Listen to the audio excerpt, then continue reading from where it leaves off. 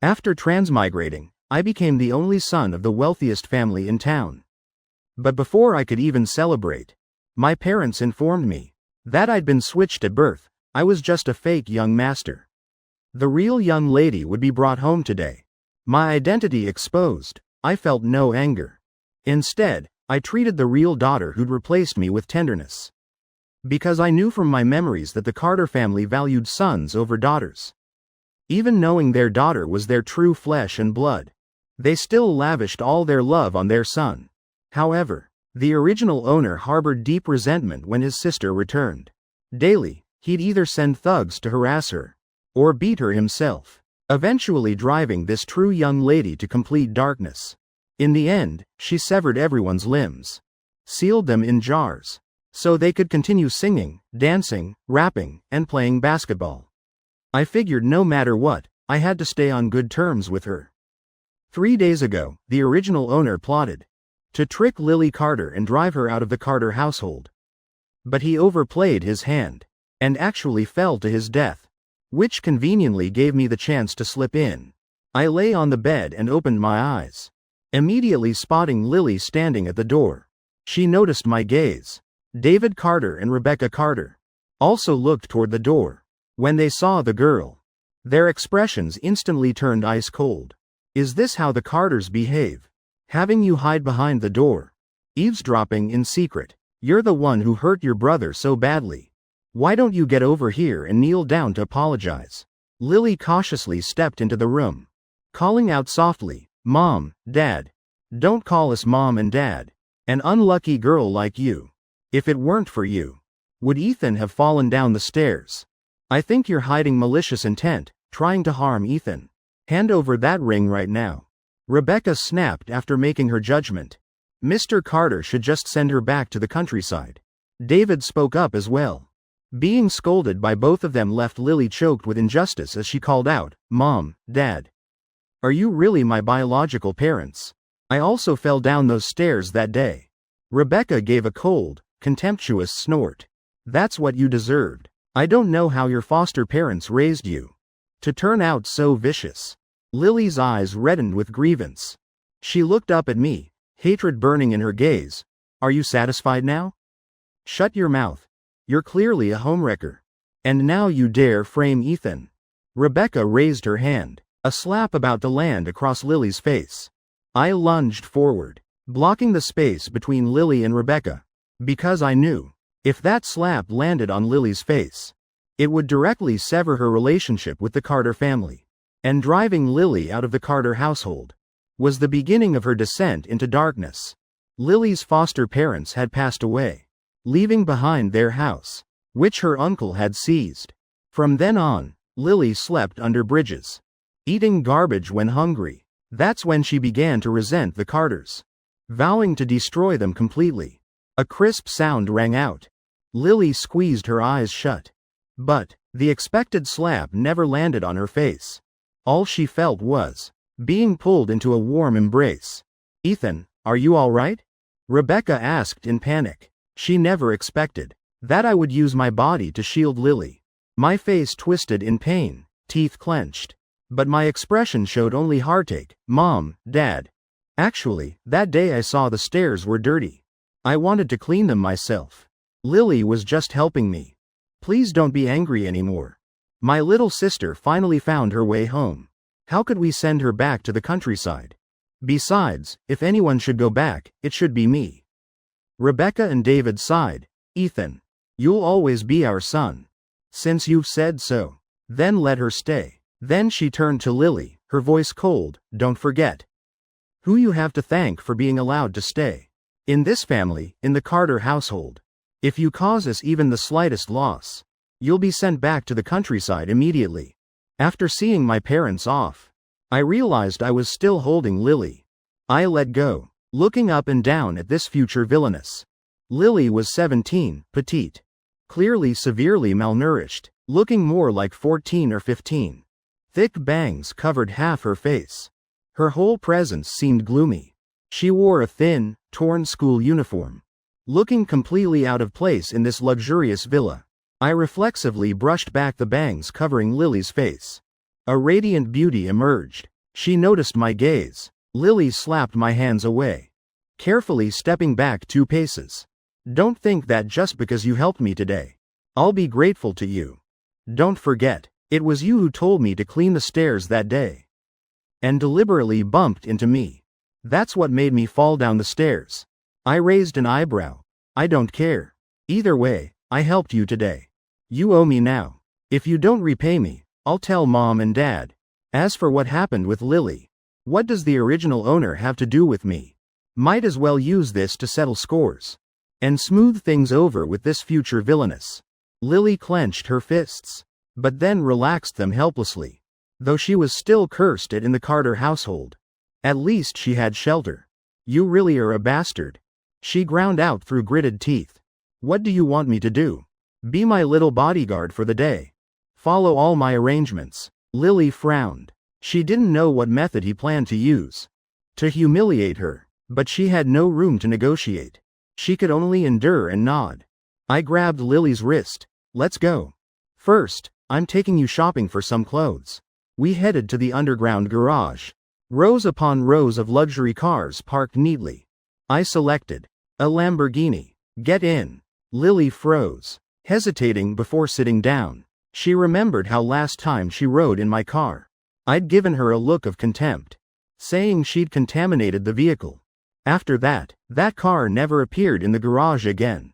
I frowned, gently pushing Lily into the seat, helping her fasten her seatbelt. Lily started to struggle, but discovered I made no other moves. She settled into her seat. She felt confused. It seemed that since I'd woken up, something about me had changed. If this were before, I absolutely wouldn't have blocked that slap for her, much less let her sit in my car. But thinking of my past behavior, this sudden kindness toward her, must be so he could torture her even worse later. Lily patted her own face, reminding herself to stay vigilant. It would be a long day. She absolutely couldn't let his schemes succeed. I led Lily to a hair salon. Pushing the door open, a receptionist approached with a smile. Welcome. May I ask if you have an appointment? I paused, remembering the original owner never made appointments. The manager always received him directly. So I said, call the manager to receive us. After speaking, I pulled Lily into the salon. The employee blocked our path, looking me up and down, unable to suppress a contemptuous laugh. This salon only serves the highest echelon. Look at your nouveau riche getup. How would you know our establishment's standards? A punk kid like you, bringing a schoolgirl here to cause trouble. What a joke. I suggest you go play somewhere else. Our manager serves the Carter family of Riverside. You should be embarrassed. This first attempt at revenge was admittedly amateurish. I'd left the house wearing gold rings, gold chains and a gold watch covering my body, even carrying a black bag, looking exactly like some flashy nouveau riche.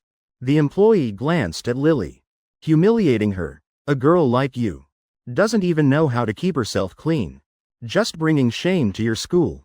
If you're really short on money, tell your brother that your boyfriend's not even grown yet. How much money can he give you to mess around? A few thousand a month in pocket money should be enough. Hearing this commotion, passers-by gathered to watch, whispering among themselves. This girl's so young and already doing that. Look, she's wearing a Riverside High uniform. That's supposed to be a top school. How can they have students like this? Can't let her corrupt the other students. We should report her to the principal. Lily lowered her head, letting her long hair shield her face. Curling up, her eyes reddened, tears welling as she looked at me with pure resentment. No wonder you dressed differently today. No wonder you were so gentle with me. It was all to prepare for this moment. Your goal was to make me lose face in public. Now you've blown this up. It'll affect the school's reputation. I might even get expelled. Are you satisfied now? Please, just let me go. I'll never compete with you for Mom and Dad's attention again. I'll leave, okay? I'll go home, pack my things, and disappear. I won't take a single thing from the Carter family. Just pretend you never found me. Hearing Lily's words, my heart felt like it had been stabbed. I looked at the employee with vicious eyes, and kicked him straight in the stomach. With a mouth that filthy, you must eat shit. An employee dares to insult customers like this. Who gave you the nerve? The employee clutched his head and face, swinging his arms to protect himself, crying out, "Help! Someone help! Help!" Lily stared in shock at the scene before her. She never expected that I wouldn't just stand by and watch, but would actually defend her. Could I have really misunderstood him? She wondered as noise erupted outside. All the stylists rushed out. Who dares cause trouble at our Muse salon? Everyone, get him. Teach him a lesson. The scene immediately descended into chaos. But I paid no attention to anyone else, continuing to pummel the employee. But ultimately, 2 fists couldn't match the mob. Soon the stylists pulled me up. This brat's got some nerve. Daring to hit your grandfather? The employee snorted coldly. A heavy punch landed in my stomach. I felt my abdomen convulse violently. A mouthful of thick phlegm spraying directly onto his face. This punk's still resisting. Drag him to the bathroom and pry his mouth open. I'll give him a toilet water bath. See if he ever dares cause trouble again. But before they could drag me into the salon, the manager came stumbling and crawling out. A slap, landing heavily across the lead employee's face. Who gave you permission to touch him? Release young Master Carter immediately. The slapped employee clutched his swollen face in confusion. Brother-in-law, you've got the wrong person. Look at how he's dressed. He's just some nouveau riche. How could he be the young master of Carter Corporation? I smiled coldly. What's wrong with how I dress? Do I need to report to you people? Of course not, young Master Carter. Our employees failed to recognize you and inadvertently offended you. This is all a misunderstanding. The manager hurried to explain. The stylists' faces looked like they just swallowed something foul. Sorry, young Master Carter. We really didn't know. It was all his instigation. Right, if we'd known your identity, we wouldn't have dared touch you even if it killed us. I snorted coldly. So you're saying if I were an ordinary person, you could bully them at will?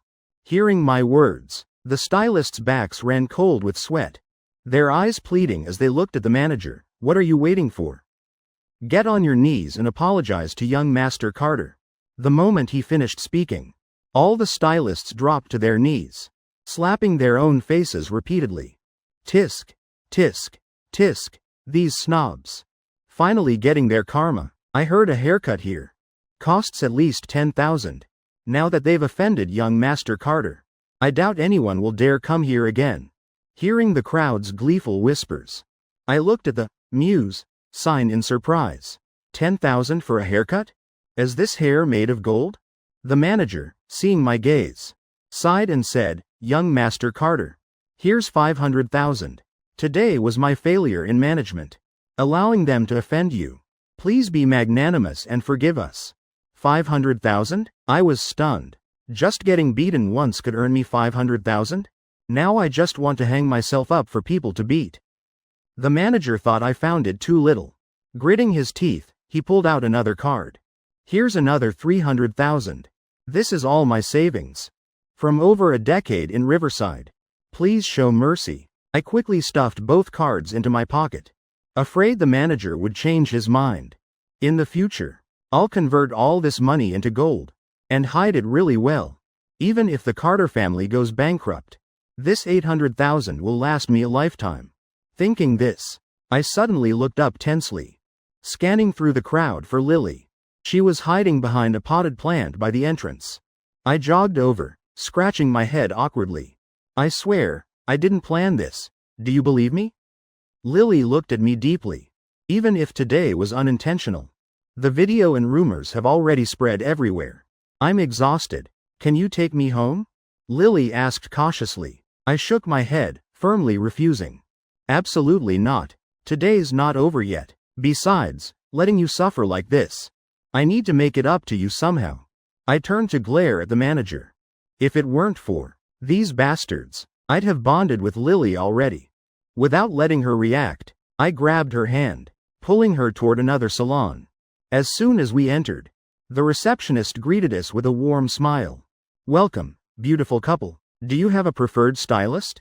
Lily glanced at me, asking softly, is it expensive here? The receptionist smiled. Miss, here's our price list. Please take a look first. She spoke gently. Lily blushed, taking the price list to examine. Here, even the cheapest cut by the salon director costs $128. Should we try another place? I usually just go to street-side salons. Only $10. Lily stood on tiptoe, whispering in my ear. I grinned mischievously. This place is fine. Money's no issue. Call me Big Brother. And I'll get you a membership card. How about that? Lily's face flushed crimson. Grinding her teeth in anger, she turned to leave. This jerk keeps bullying me. And now wants me to call him brother. In his dreams, she thought. But a sweet, big brother still rang through the salon. The receptionist's face tinged pink. Biting her lip lightly, her eyes dewy and half-closed. Big brother, you just said you'd get me a membership. You can't back out now. I froze, raising my eyebrows at the receptionist. Give her the manager's premium service. Include styling. Everything at the highest standard. Don't let Lily refuse. A stylist had already led her to a chair. Your boyfriend treats you so well. Lily ground her teeth in frustration. He's not my boyfriend. He's a jerk. The stylist glanced at Lily's expression. Then looked at me skeptically. Then suddenly wore a knowing look. These young lovers must be having a spat. He gave me a thumbs up. Nodding repeatedly. That silent communication between men. I immediately understood the stylist's meaning. He was saying, leave it to me. I pointed at Lily and asked the receptionist. How much would a styling like that cost? If it's just styling without dyeing. Just a simple perm. It'd be around $1,500. The receptionist said. I nodded. Then put $10,000 on a card for me. All the stylists immediately stopped working, turning toward the reception desk and shouting. Thank you for the membership, sir. Wishing you prosperity in business. Money flowing like water. Wealth and success. My mouth twitched. The receptionist giggled softly. Big brother. I notice your hair's a bit messy too. Your girlfriend needs some time still. How about I help you touch it up? I thought for a moment, then nodded. Sure, why not? Let's see the difference between $1,000 cut and a $20 one. When I reclined in the shampoo chair, I could only see half the ceiling. I immediately understood. Just the shampoo alone had already soaked the receptionist's white blouse halfway through. I nearly choked on shampoo suds. Big brother, come over here to dry your hair. The receptionist gestured to a chair nearby. She gently ran her fingers through my hair. As she finished the simple styling, I clearly felt something soft against the back of my neck. Moving from suspicion to understanding. You get what you pay for, indeed. After drying my hair, I stood up and walked over to Lily. Her haircut complete, Lily's stunning beauty was no longer hidden by thick bangs. She looked both gorgeous and spirited. I pressed the membership card into her hand. Come here for haircuts from now on. Whenever you want to come, just tell me. I'll bring you. Lily stood dazed, lowering her head and pressing her lips together, her gaze resting on the black and gold card in her hand. Here. There's no comb full of tangled hair, painfully pulling and tugging. The shampoo was always warm. The stylist's touch was gentle. The haircut came out neat and even, no longer ragged like it had been chewed by a dog. A feeling she'd never experienced before welled up inside her. Her heart tingled slightly. If he stops bullying me in the future, maybe calling him Big Brother wouldn't be so bad. Lily thought to herself. Leaving the salon, I took Lily's wrist, leading her to a clothing store. The store was called Taylor, pretty well known among luxury brands. Looking at the huge sign above the entrance, Lily leaned in, whispering in my ear, maybe we should shop somewhere else. We've finally gotten revenge. Of course I want to browse around. We're already here. Let's go in. Pick out a few outfits. Just in case we go out with mom and dad later. You can't wear your uniform everywhere. Lily hesitated, nodding slightly. Then just one outfit, okay? As soon as we entered, a middle-aged woman in a vest approached with a smile. Her name was Linda Huang. A saleswoman here. She glanced at us from head to toe. Her smile immediately vanished. Clothes here are expensive. If you're not buying, don't come in. If you get anything dirty, selling both of you wouldn't cover it. Hearing Linda's words, Lily hid behind me, tugging at my sleeve. Maybe we should buy at street shops. The clothes there are good too. The store had few customers. Linda clearly heard Lily's words. She laughed contemptuously. Get lost. Look at how you're dressed. If the wealthy ladies saw this, they'd think our store had beggars visiting. Lily's face flushed red. Gathering all her courage, she gripped my arm, gently pulling me back. I glared at Linda. Is this how you treat customers? Get your manager out here. Hearing the argument, another young woman approached. Hello, I'm the manager of this store. My name is Helen Zhao. Linda, go help other customers. She bowed slightly before us, wearing a formulaic smile. I apologize for such a terrible shopping experience. I'll assign a different staff member to help you immediately. Sarah, come assist these customers. She finished speaking and turned to leave. Wait. Is this how your store treats customers? I challenged. Helen glanced at us both, then laughed mockingly. Let me be blunt. People as poor as you two aren't our target customers anyway. You're just here to take photos, to satisfy some vanity. Not kicking you out is generous enough. She walked over to the security guard, instructing him to watch us closely. Don't let them soil the clothes. Lily bit her lip, leaning close to my ear, whispering, let's go to another store. Next week I'll take a whole day to go with you. I looked at Lily in surprise, nodding with a smile. It's a deal. Don't break your promise next week. But I can't let them humiliate us for nothing. Wait outside. I need to make a phone call. Just then, a young woman approached us. Lily, is that you? The girl exclaimed in surprise. Rachel, what are you doing here? Lily's voice held a note of joy. Following her gaze, I saw a girl with a high ponytail. This was Rachel Thompson, my senior from middle school, now also attending Riverside High. Rachel nodded in greeting to me. Smiling lightly, she looped her arm through Lily's. Is this your boyfriend? I didn't know you had butterflies too. Lily's face reddened slightly. She shook her head. He's not my boyfriend. For a moment, she didn't know how to explain our relationship. Rachel glanced between us, clearly not believing her. Lily quickly changed the subject. Rachel, aren't you in 12th grade? What are you doing here? Earning some living expenses and saving for college. When I have free time, I work part-time here. You don't know, clothes here are crazy expensive. Rachel sighed. She paused, then asked, are you two really here to buy clothes? Lily glanced at me, nodding slightly, saying softly, just one outfit. Rachel raised her eyebrows, smiling. Then let me show you around. You're so pretty. Anything would look beautiful on you. She glanced around, no one nearby, whispering, even if you don't buy, it's fine. One outfit here costs as much as a dozen outfits elsewhere. Rachel stepped in front of me, smiling. Let me borrow your girlfriend for a bit. I scratched my head awkwardly. She's not my girlfriend, believe me? She's actually my sister. Rachel nodded, with a knowing smile. Sure. You two are siblings, right? I sighed helplessly, shaking my head lightly. I'll step outside to make a call. Help me see what kind of clothes she likes. After speaking, I left the store, taking out my phone to search for a number. This store was on the first floor of Riverside Mall.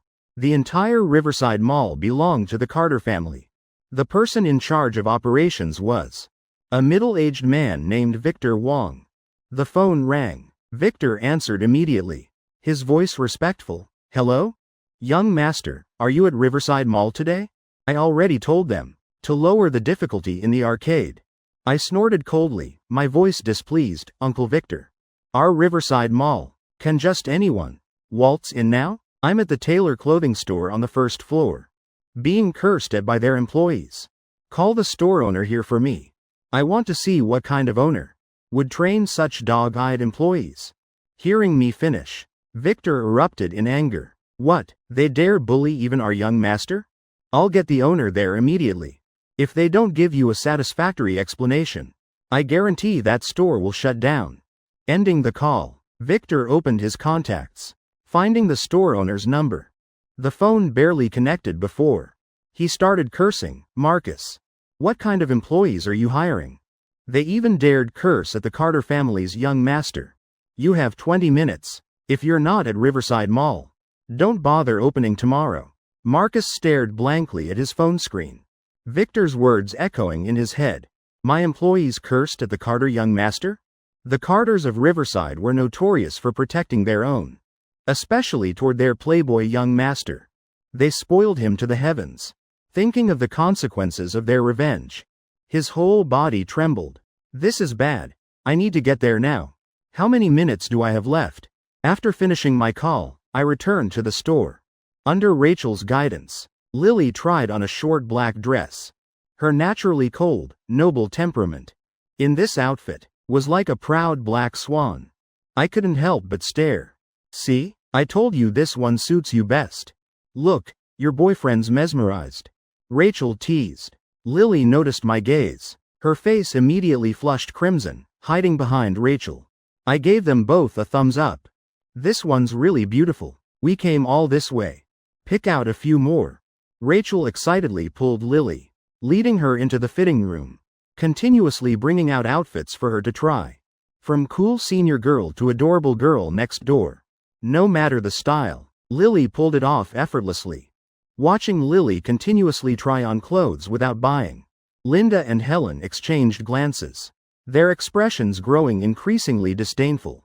Linda stepped forward mockingly. Tisk, tisk, such poor people, probably never worn such nice clothes in their entire lives. Be careful when changing. If you damage anything, you can't afford it. Rachel softly countered, Ms. Huang. They said they're buying an outfit. Linda laughed derisively. If they didn't say that, how would they get the chance to try on our clothes? I've seen this type before. In the end, they'll make up some excuse and leave. Helen's face turned cold. Walking up to Rachel. Your salary's docked $500 this month. Rachel lowered her head, looking confused, like a child who'd done something wrong. I frowned. Why dock her salary? Helen glanced at me with contempt. Just because these clothes have been contaminated by your poverty. They'll be hard to sell now. 500 is going easy. Didn't you want to defend her? If you're so great, buy all those outfits. All talk and no action. She turned to look at Rachel. Don't think I don't know you two know each other. Planning to use store merchandise as gifts? I think you can skip your paycheck this month too. If you don't like it, quit tomorrow. Hearing this, Rachel's eyes immediately reddened, her shoulders trembling slightly. Lily painfully hugged her tight, gently patting her shoulder in comfort. Don't be scared. I'll definitely help you. She turned to look at me, her eyes pleading. Please help Rachel. As long as you help, I'll listen to everything you say today. Before I could answer, Linda rushed up to Lily, grabbing her shoulder roughly, saying to Manager Zhao, look at the shoulder of her dress. It got wet. It'll affect resale. She must buy it. Hearing this, Rachel lost all mood for sadness, quickly examining Lily's shoulder. Indeed, there was a small wet spot from tears. I'm sorry. She lowered her head, voice trembling as she spoke to Manager Zhao. This is all my fault. The wet spot will dry soon. Can you please let it go? Manager Zhao laughed coldly. Our clothes are special material. Water ruins them. You want to help her, right? This outfit's $39,800. You pay. Security, block the door. Don't let them leave until they pay in full. I snorted coldly, stepping forward to grip Linda's wrist, a sharp slap landing heavily on her fat face. I gently pulled Lily, moving her behind me. Go comfort Rachel. Let me handle this. You hoodlum. You dare hit me? You're not leaving today without paying me $50,000. Linda clutched her face, shouting angrily. I calmly raised my hand, smiling coldly. You definitely want me to pay, right? You hit someone and damaged our store's merchandise. Making you pay. What's wrong with that? Not just that outfit today. Everything you two tried on. We don't want any more. You have to buy it all. Fine. I pulled my bank card from my pocket. Smiling. Swipe it. Add this fat cow's medical expenses too.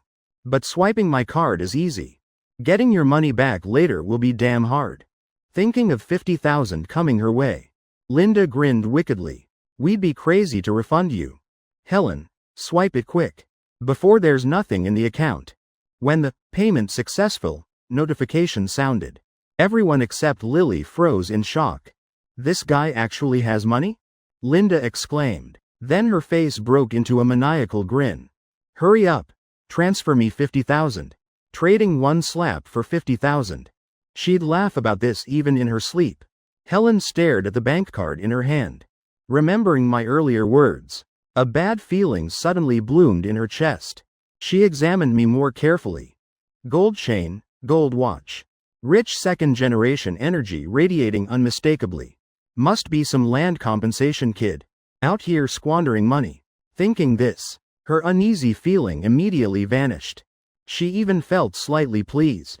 I bought 50,000 worth of merchandise. Her commission's at least 5,000. Rachel wiped tears from her eyes, staring at Lily in a daze. Surprised. Your boyfriend's that rich? Lily pouted. His father is David Carter. He even gave him a secondary card. Forget 100,000. He could swipe 100 million if he wanted. I walked up to them, raising my eyebrows with a smile. Beautiful Miss Rachel. I bought so much. Aren't you going to wrap it for me? Rachel snapped back to reality, hurrying to say, I'll wrap it right now. While she was away, I turned to ask Lily, your best friend? Lily stood dazed, nodding slightly. At my foster parents' house, I was almost never fed properly. Rachel would often bring me good food. Plus her academic performance is excellent. She'd frequently tutor me. I paused, then asked softly, can we help her, big brother? I raised my eyebrows. Big brother, Lily said decisively, hearing her tone like she was marching to her death. I grimaced in displeasure. That, big brother, from you, sounded like you were joining some outlaw gang. If she's that smart, have her tutor me later. Lily glanced at me warily. If you dare bully Rachel, I absolutely won't forgive you. I flicked her forehead lightly. What goes on in that head of yours all day? Seeing Lily's reaction, I understood that Rachel was very important to her. If she ever changed in the future, at least having treated Rachel well might make her remember the kindness and show mercy. Keeping myself an escape route. Better to enjoy blessings than romance. I said, go tell her. Don't work here anymore. As for her salary, I guarantee they wouldn't dare short her. After I finished, Lily nodded. Running over to Rachel, relaying everything that just happened, I pulled out my phone to call Uncle Victor again. Uncle Victor, this store dared to rip me off for 100,000. They're highway robbers, young master, hold on. I'll be there in 2 minutes. Victor panted. After hanging up, he rushed off like a shot. Oh no, I've got 2 beauties waiting for me. And it's almost lunchtime. Uncle Victor, gotta go. I ended the call, then grabbed Lily and Rachel. Hurry, let's go before we get blocked. Without giving them time to react, I seized their wrists, running out of the clothing store together. Just a few minutes later, Victor rushed into the shop. I'll leave the rest to Uncle Victor. I smiled. Lily didn't know who Victor was. But seeing my confidence, she knew I wouldn't let myself lose. Inside the store, seeing Victor enter, Helen immediately rushed to greet him. Mr. Wong, what brings you to our humble shop today? Please sit, I'll make you tea. Victor had no patience for pleasantries. Where's the owner? I gave him 20 minutes to get here. Why hasn't he shown up? Seeing Victor's attitude, Helen forced a smile. The boss must be stuck in traffic. Let me call to hurry him. Before she could dial, Marcus came rushing into the store in a panic. He gripped Helen's shoulders, trembling. Where is he? Where's young Master Carter? Seeing Marcus's frantic state, Helen's voice shook. Boss. Boss. What do you mean? Young Master Carter. We haven't seen anyone like that. Victor snorted coldly. Marcus. You've trained such excellent employees. First cursing my young master, then extorting him for 100,000. I'm giving you half a day. If you don't resolve this, you can go elsewhere to repent. Marcus bowed deeply, his face ashen. Yes, Mr. Wong, rest assured. I'll apologize properly to the young master. Hearing 100,000, Helen's eyes widened, her whole body frozen like a statue. Seeing her reaction, Marcus immediately understood everything. He roared, what the hell happened? Boss, we really didn't know. She didn't tell us he was young Master Carter. Helen's voice choked. Marcus's eyes immediately reddened, a slap landing directly on Helen's face. Does young Master Carter need to announce himself when entering a store? Are you stupid? Helen clutched her face, shaking her head repeatedly. It was Linda. She kept cursing the young master. Not only forcing him to buy 50,000 in clothes, but swindling another 50,000. Marcus turned to glare at Linda. Before he could approach, Linda dropped to her knees, slapping herself, while crying. Boss, I truly didn't know he was young Master Carter. Even if I had 800 times the courage, I wouldn't dare say a bad word about him. Marcus kicked her in the chest, sending her sprawling. I don't want to hear excuses. Everyone find the young master immediately. Whether you have to slap yourselves or kowtow, make him forgive you. If I get dragged down, you can all forget about living peacefully. Get lost. Hearing Marcus's shout, Helen and Linda rushed out of the store, chasing in the direction I'd left. Marcus took a deep breath, trying to calm himself, then casually grabbed a belt from the display, offering it to Victor, with a fawning smile. Mr. Wong, did the young master mention to you where he was going next? Victor accepted the belt, responding slowly. Seeing as you sincerely want to apologize, I'll give you a hint. Just now he mentioned 2 beauties with him. And it's about lunchtime. Marcus nodded repeatedly in gratitude. Thank you, Mr. Wong. I'll find the young master to apologize immediately. I must show him my sincerity. I led Lily and Rachel into a European-style restaurant, taking the menu from the server. It was entirely in English. Just glancing at it made my head spin. I folded the menu. What do you two want? Lily and Rachel opened their menus, occasionally glancing at me. Each item cost at least several $1,000s. Neither had ever eaten such expensive food. Suddenly, they spotted a picture of steak for $50. Then said to the server, 2 orders of this beef please. Anything else? The server asked. They hesitated, looking back at the menu, pointing to an English line priced at $100. 1 more of this. The server nodded and looked at me. Sir, have you decided? I smiled. Same for me. Yes, sir. We'll prepare it right away. The server bowed slightly. A moment later, she wheeled over a food cart. On it was a large slab of marbled beef. This is premium Wagyu imported from Japan. How much would you like cut? The 3 of us couldn't react. She continued. Each young lady gets 1 finger-thick slice. And you get 2 fingers, is that acceptable? Lily and Rachel looked at me, asking softly, is that okay? I waved my hand, go ahead. The server used a knife to cut 3 pieces of beef, placing them on a scale. The 3 pieces total 600 grams. $50 per gram. That's $30,000 total. Sir, how would you like your steaks cooked? Hearing the $30,000 price tag, all 3 of us froze. Sir, how would you like them cooked? The server asked again. Medium rare, I answered hastily. Lily and Rachel asked softly. Can we get well done? Yes, 2 well done. 1 medium rare. The server nodded, wheeling the cart back to the kitchen. Hearing, well done, mocking laughter rippled around us. Looks like just some nouveau riche. Doesn't even know how to eat steak. Well done steak? Why not just order beef stir-fry? What a waste of premium meat. Such a sin. Rachel and Lily exchanged glances. Maybe we should get medium rare too. It's fine. Everyone has different tastes. I've never had well done steak. Let's swap bites later. See how the flavors differ. I said quietly to them.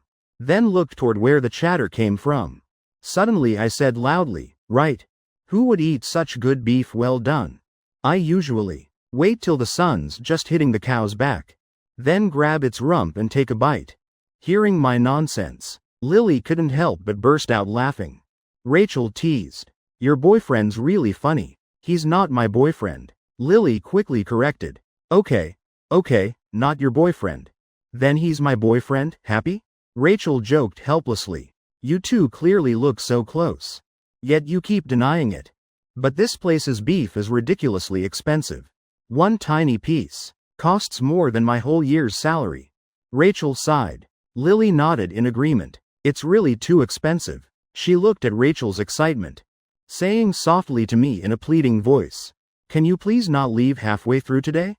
Leave halfway through? I frowned in confusion, then suddenly understood. I remembered, the original owner once took Lily to an upscale restaurant. Halfway through the meal, he made an excuse to leave, leaving her sitting there alone, all by herself in the huge restaurant. She nearly got the police called on her for suspected dining and dashing. Lily just hoped this time I wouldn't embarrass her in front of her friend. I sighed, pushing a bank card toward her.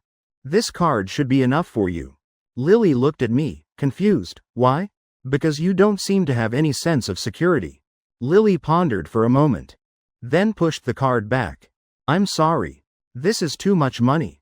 I can't accept it. I rolled my eyes. You just said you'd listen to me. If you won't take it, then hold it for me. In case something unexpected happens. You can use it first. Rachel watched the card being pushed back and forth, asking curiously, "How much is on it?" "Just over 200. I said, "Lily, just take it. 200 won't even cover this meal. Just treat her well from now on. Your boyfriend won't mind that much. At most, consider it a referral fee for getting me a tutor. I'll do the first lesson free," Rachel said generously. Lily looked at me, her face full of helplessness, gently tugging Rachel's sleeve, whispering, "It's not 200. It's $2 million. Rachel swallowed hard, then asked, "His mom doesn't oppose you two being together? So she gave you breakup money?" Lily's face immediately flushed crimson, hurrying to explain, "He's really not my boyfriend. He's my brother." "Then why would your brother give you so much money?" Rachel asked in surprise. "He's my brother," Lily repeated in frustration. I looked at Rachel's naive, straightforward expression. Speaking sincerely, I've done too many terrible things to Lily before. I want to make it up to her.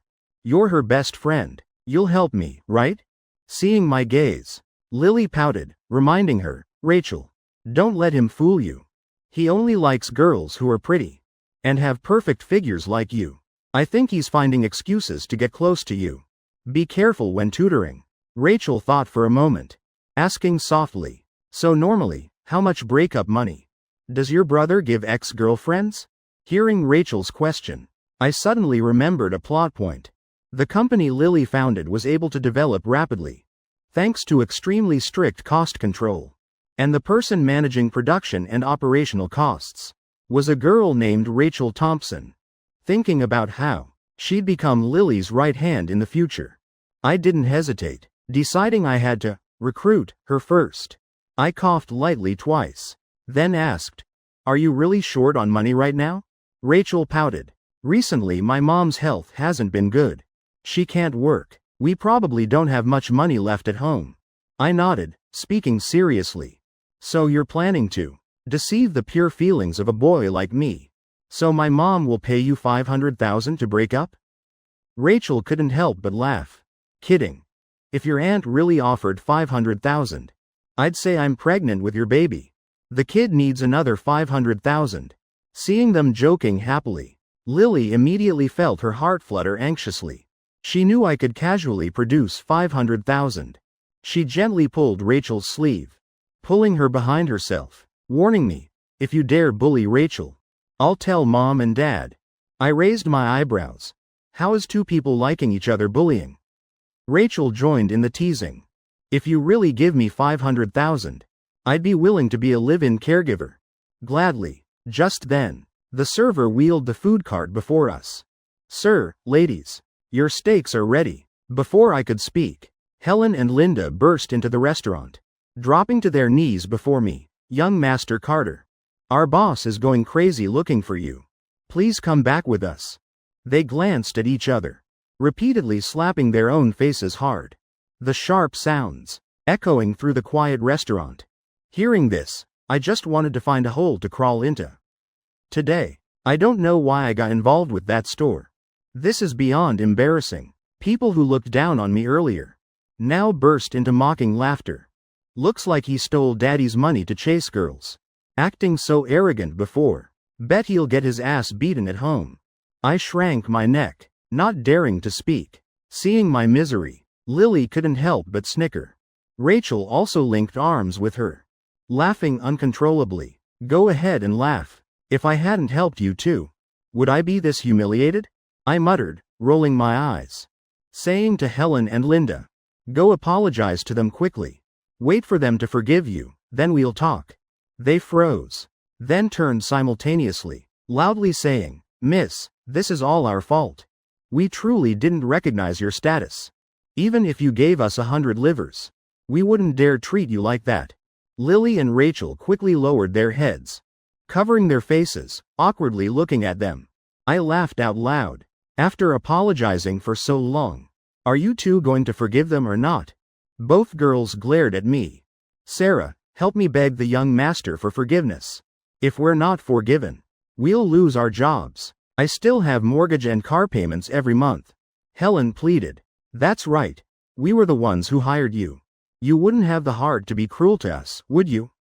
Linda chimed in. Hearing this, Rachel, still a student, suddenly felt hesitant. She looked at me, her eyes conflicted. Wait, I spoke up first. They docked all your salary. What good is forgiving them? Hearing this, Rachel suddenly snapped back to reality. In the store, I did everything. Every day checking inventory, cleaning, serving customers was all me. How dare you dock my pay? Thinking back over the past month, her eyes reddened. Helen's face showed clear shame. I'll transfer it back to you right now. Right now. Seeing the transfer notification for $2,000. Rachel gently wiped tears from her eyes. Thank you. Otherwise I never would have gotten my salary. Sarah, can you help me ask young Master Carter now? Helen asked. Rachel looked back at me, not knowing what to decide. I took her phone to check the transfer. Look at this. Your manager Zhao is really clever. The salary she was supposed to pay you anyway. She's returning it now, but making you think you owe her a favor. I handed back the phone. You didn't get any commission. Didn't sell a single outfit this month? Rachel shook her head, not counting your clothes. I already sold 200,000 this month. I stretched. I'm full. Going for a walk. Then turned to Helen and Linda. When you two have thought things through, we'll talk more. Lily remembered the feeling of being abandoned before, suddenly grabbing my sleeve, whispering, don't go. Right, young master, please stay a bit longer. My boss is on his way here. I gently placed my hand on Lily's head. Then let's go pay the bill together. I led her to the register, asking curiously, what's this $100 item? I feel like besides the steak, we didn't order anything else. Sir, that's the violin music you selected. The piece, Heartache, the server explained. Hearing her words, all three of us fell silent. After paying, I turned to Lily. I'll take these clothes to the car and come back. You stay here and pick out some professional outfits for Rachel, so when she tutors me, Mom and Dad won't criticize. Lily stood dazed for a moment. She understood clearly. I was making an excuse to give Rachel clothes. If I gave them directly, she'd definitely refuse, might even pay for them herself. But if they were called work clothes, she'd have to accept. Lily looked at me with suspicion, always feeling that after waking up, I seemed to have become a different person. She looked over at Rachel. Beautiful face, perfect figure, excellent academic performance, known as the flower of Riverside High. Thinking of my unusual behavior, suspicion immediately arose in her heart. She whispered a reminder. Don't let him fool you. He's a certified jerk. Rachel nodded. Don't worry. The person who can fool me hasn't been born yet. My salary just got transferred. Let me buy you bubble tea. She pulled Lily's hand, and they both headed toward the street-side tea shop. I carried a pile of shopping bags, walking to the outdoor parking lot. Just then, two young women were frantically taking photos in front of the Lamborghini. Both were students from Riverside University. Amber and Emily were minor influencers. On campus, they had countless admirers. I had to stand waiting for them to finish.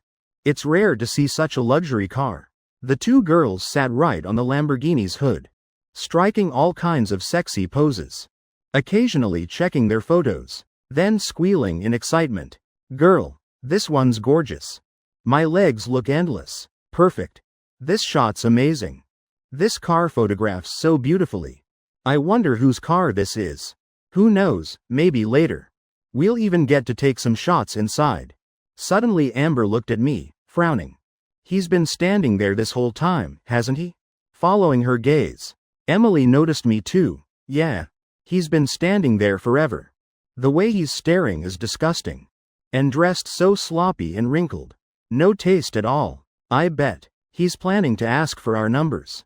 Chase him away quick. I want to try a few more poses. They looked at each other. Then approached me, their voices irritated.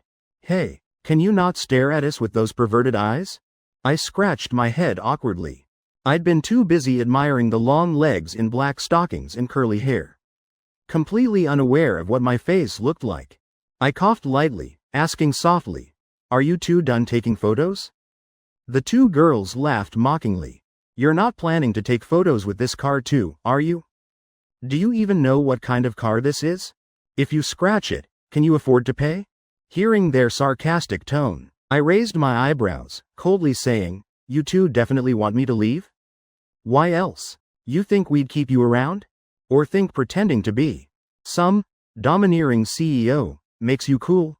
Guys like you begging for our numbers, we see it all the time. So annoying. Just then, a middle-aged man in a vest with a round beer belly walked up to the Lamborghini. He adjusted his hair in the rearview mirror, smoothing his bald, shiny head reflecting the sunlight. Then pulled out his phone, standing beside the car. Both girls' eyes immediately lit up. See? The owner's here. Only a successful man like him could afford a car like this. A loser like you could never buy one in your lifetime. They then ran over to the middle-aged man. Amber even proactively took his hand. She pressed her chest against him.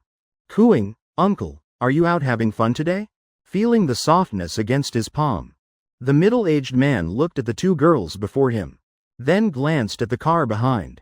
Immediately understanding the situation. You two out for a stroll too? He smoothly wrapped his arms around both their shoulders. The two girls only squirmed slightly for show. Then obediently leaned into his embrace. Uncle, your car is so gorgeous. Take us for a ride, Emily said with a sweet smile.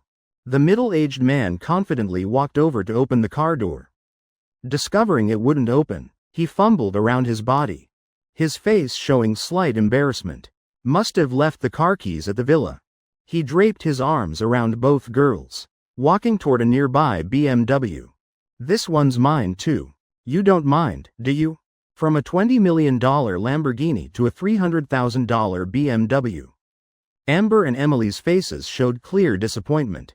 But thinking if they could just win this guy over, maybe they'd still get to the villa or ride in the luxury car for real. They immediately switched to sweet voices. Uncle, how could you think we're like that? We're not approaching you for money. Hearing this, the middle-aged man felt delighted. Then let me take you two for a drive. There's a 5-star hotel nearby with beautiful night views. We can enjoy them together. Both girls' faces flushed.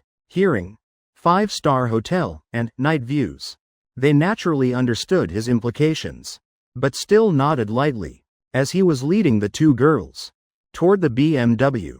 I suddenly blocked their path. The middle-aged man frowned. At this moment, he worried the real owner of the Lamborghini would return, and his prey would fly away.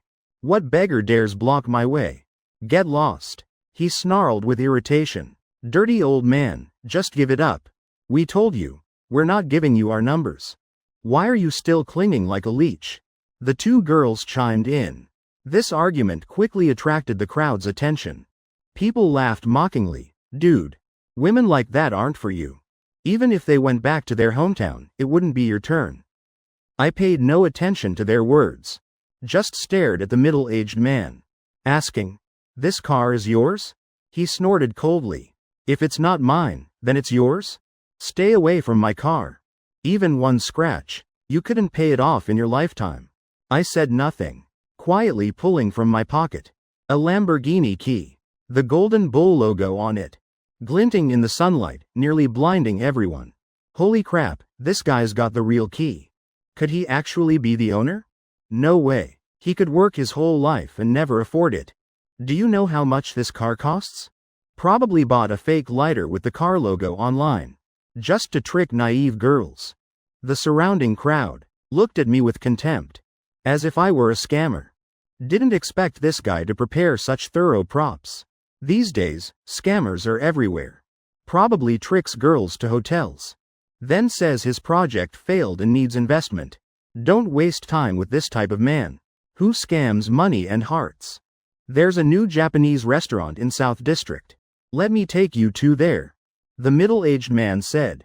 Hearing, Japanese restaurant, both girls immediately perked up. Just a fake keychain. What's there to brag about? Scammer.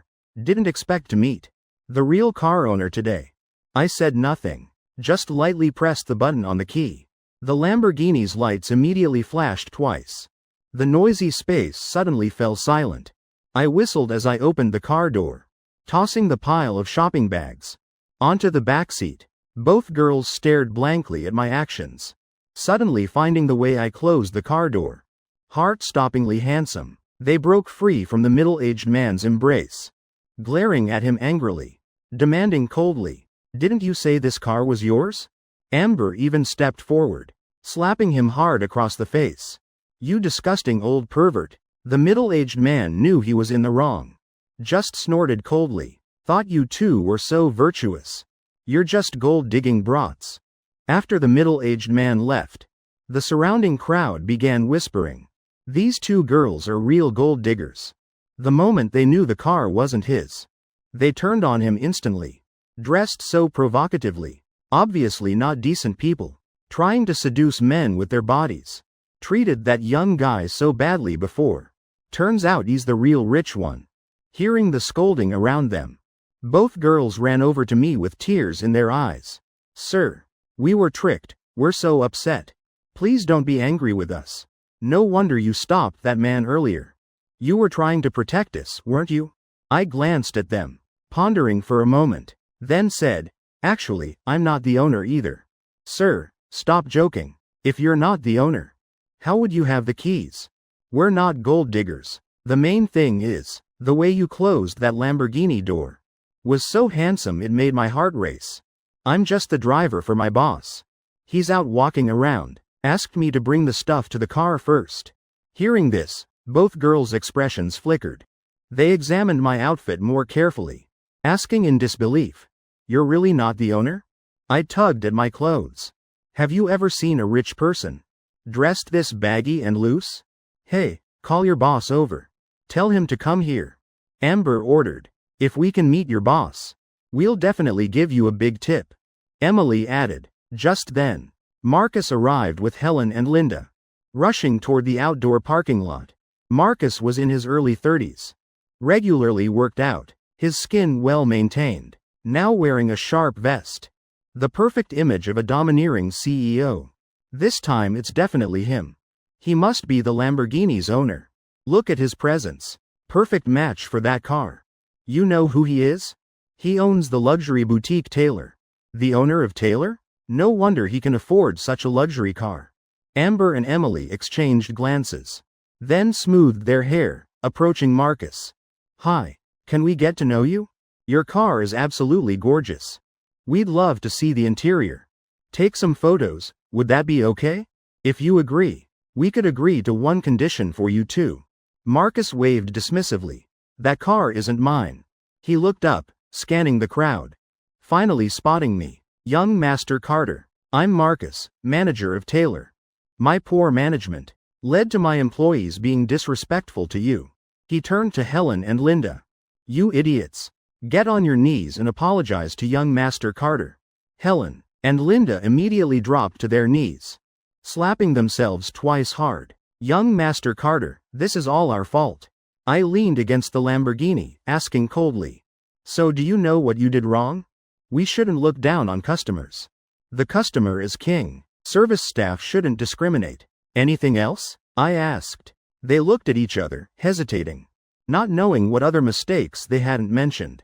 "Confess everything honestly," Marcus shouted, as both bowed their heads apologizing to me. Yet they were still hiding something. "I shouldn't have docked the employee's salary.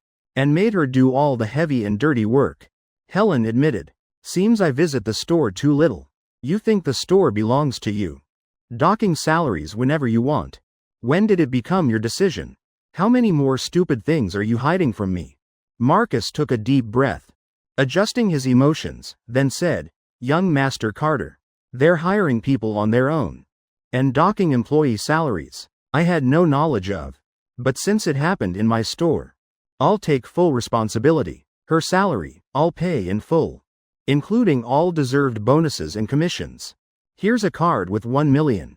Consider it my apology. He glanced at Helen and Linda, grinding his teeth. As for these two, I'll handle them separately. Hearing Marcus finish, both employees' faces drained of all color. I cheerfully accepted the bank card. Mr. Marcus is truly generous. Marcus breathed a sigh of relief.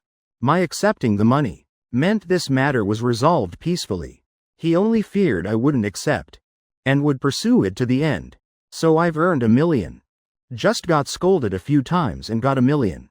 My boss scolds me constantly, but I only make 3,000 a month. If someone gave me 1 million, forget scolding. Beat me half to death and I'd take it. The onlookers all marveled with envy. I cleared my throat lightly, saying coldly, Mr. Marcus, your store is located in Riverside Mall. If bad news spreads, the whole mall will be affected. You understand what I mean? Marcus nodded repeatedly. From now on, I'll personally oversee the store. Absolutely won't let similar incidents happen again. Seeing Marcus's sincere remorse, I called Victor Wong. Uncle Victor, everything's settled. Mr. Marcus here. Come meet him when you're free. I'm at the outdoor parking lot at Riverside Mall. Send me a 4-seater. And have someone drive this Lamborghini back to the villa. This one's a sports car. Only 2 seats. Better to switch to a 4-seater so I can take Rachel home. Hearing my call, Victor immediately agreed. He knew I was very satisfied with how quickly he handled things. Driving the Lamborghini back to the villa.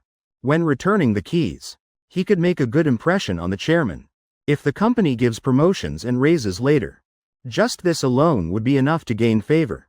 That would give him a huge advantage over his competitors. Marcus's face also showed delight, though asking Victor to invite him for tea was surveillance. Normally, meeting Victor Wong even once was extremely difficult. If others knew he'd only spent 1 million, but connected with Victor Wong, they'd be green with envy. Just one small project from Victor would be enough to recoup that entire 1 million. I casually tossed my Lamborghini keys to Marcus. Help me give these keys to Uncle Victor. Pausing briefly, then continuing. That employee fired by these two already sold 70,000 in clothes. Don't forget her commission. Marcus nodded repeatedly. Young master, rest assured. Both commission and severance compensation. I won't short her a single cent. If she can sell that much merchandise, she's clearly capable. If she still wants to work, I could directly hire her as shift manager. I shook my head, smiling. Mr. Marcus, I'm not giving her up. I stretched, then prepared to head to the pedestrian street to find Lily and Rachel. Sir, could we be friends? Amber asked cautiously. I waved dismissively. Want photos in the car? Asked Mr. Marcus. 100 per shot. Amber and Emily's faces immediately brightened, turning to run toward Marcus. They'd just lost all face in front of me, not daring to push their luck further. Reaching the pedestrian street, I easily spotted Lily and Rachel. Both already had standout beauty, now attracting quite a crowd. Asking for their numbers, Lily hid behind Rachel, her face full of distress, while Rachel kept a cold expression, shaking her head like a rattle drum, continuously rejecting each person. I even noticed one particularly stubborn guy, clearly rejected, yet still persistently talking nonstop. Hey buddy, they're not giving you their numbers. Don't cling like a leech. I tapped his shoulder. You don't understand. I genuinely like these 2 girls. They're probably just testing me. Once they see my sincerity, they'll definitely agree. I glanced at them, then said, let me show you how I pick up girls. 1 sentence. Guaranteed they'll follow me. Believe it? Just you? Those 2 have rejected so many guys. Don't make a fool of yourself. If you can really do it, you can kick my head like a soccer ball. I smiled, walking up to them. Extending my hand. Let's go. Rachel smiled softly, her face radiant, gently linking arms with me. Lily's eyes showed both fear and hope, like a drowning person grasping at a branch. She also reached out to grab my wrist, letting me lead her away. I turned back, raising my eyebrows at the guy. Buddy, we're heading out. Breaking free from the crowd. Lily looked in the direction I was going. Are we going home now? She hadn't even realized. She no longer minded calling me brother. I nodded. Rachel, come with me to the hospital for a checkup later. I'll also drop by to see my third sister. My third sister, Grace Carter, is a doctor at Riverside Medical Center. Though young, her acupuncture skills are already masterful. In the original story, today was the day Riverside Medical Center would receive an emergency case involving an important figure. During surgery, Grace Carter failed to detect the patient's internal organ damage, nearly causing the person's death. At the critical moment, the male lead Drake intervened. Though the patient survived, they were left disabled. The Carter family paid a huge price to appease that important figure's anger. To thank Drake for his help, they gave him a lot of money. Later, my third sister Grace Carter, wanting to learn medicine from Drake, eventually became one of the women by his side. At the outdoor parking lot, I received the Bentley keys from Victor Wong. Uncle Victor, sorry to trouble you today. Victor smiled kindly. Young master, your business is my business. There's no trouble. I pulled Lily forward, introducing, this is my sister, Lily. Lily, this is the manager of Riverside Mall. Just call him Uncle Victor. If you ever need help, you can go to Uncle Victor. Uncle Victor. Lily half hid behind me, calling out shyly.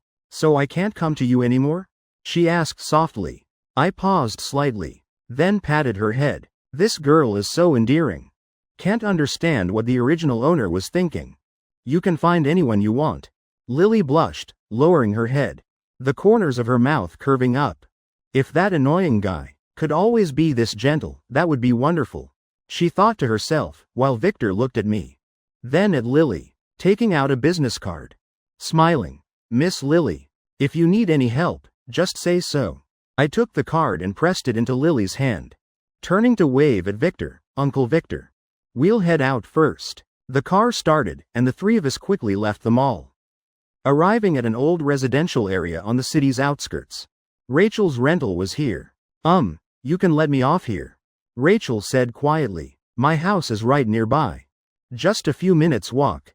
I looked at her, guessing she was afraid I'd see the poverty at her home. Though normally cheerful and lively, her circumstances left her somewhat insecure. Maybe we should let her off first. Lily clenched her fists. She still remembered last time when she was brought home. I'd also gone to that countryside house. The moment I stepped out of the car, seeing the yard full of mud and animal waste, and the house built temporarily from earth. Back then, I hadn't hidden my disgust. She feared if I showed that look again, it would hurt her senior's feelings. We're almost there? I asked. Rachel nodded. 2 minutes on foot. I stopped the car, then walked into the nearby convenience store. When I returned, I carried 2 cases of milk and several bags of fruit. Lily, help me see. First time visiting an elder, is this enough? Lily looked frantically at Rachel for help. She never expected I could be this shameless. Rachel laughed. This isn't a marriage proposal. Why bring all this? I scratched my head. It's just because you're so pretty.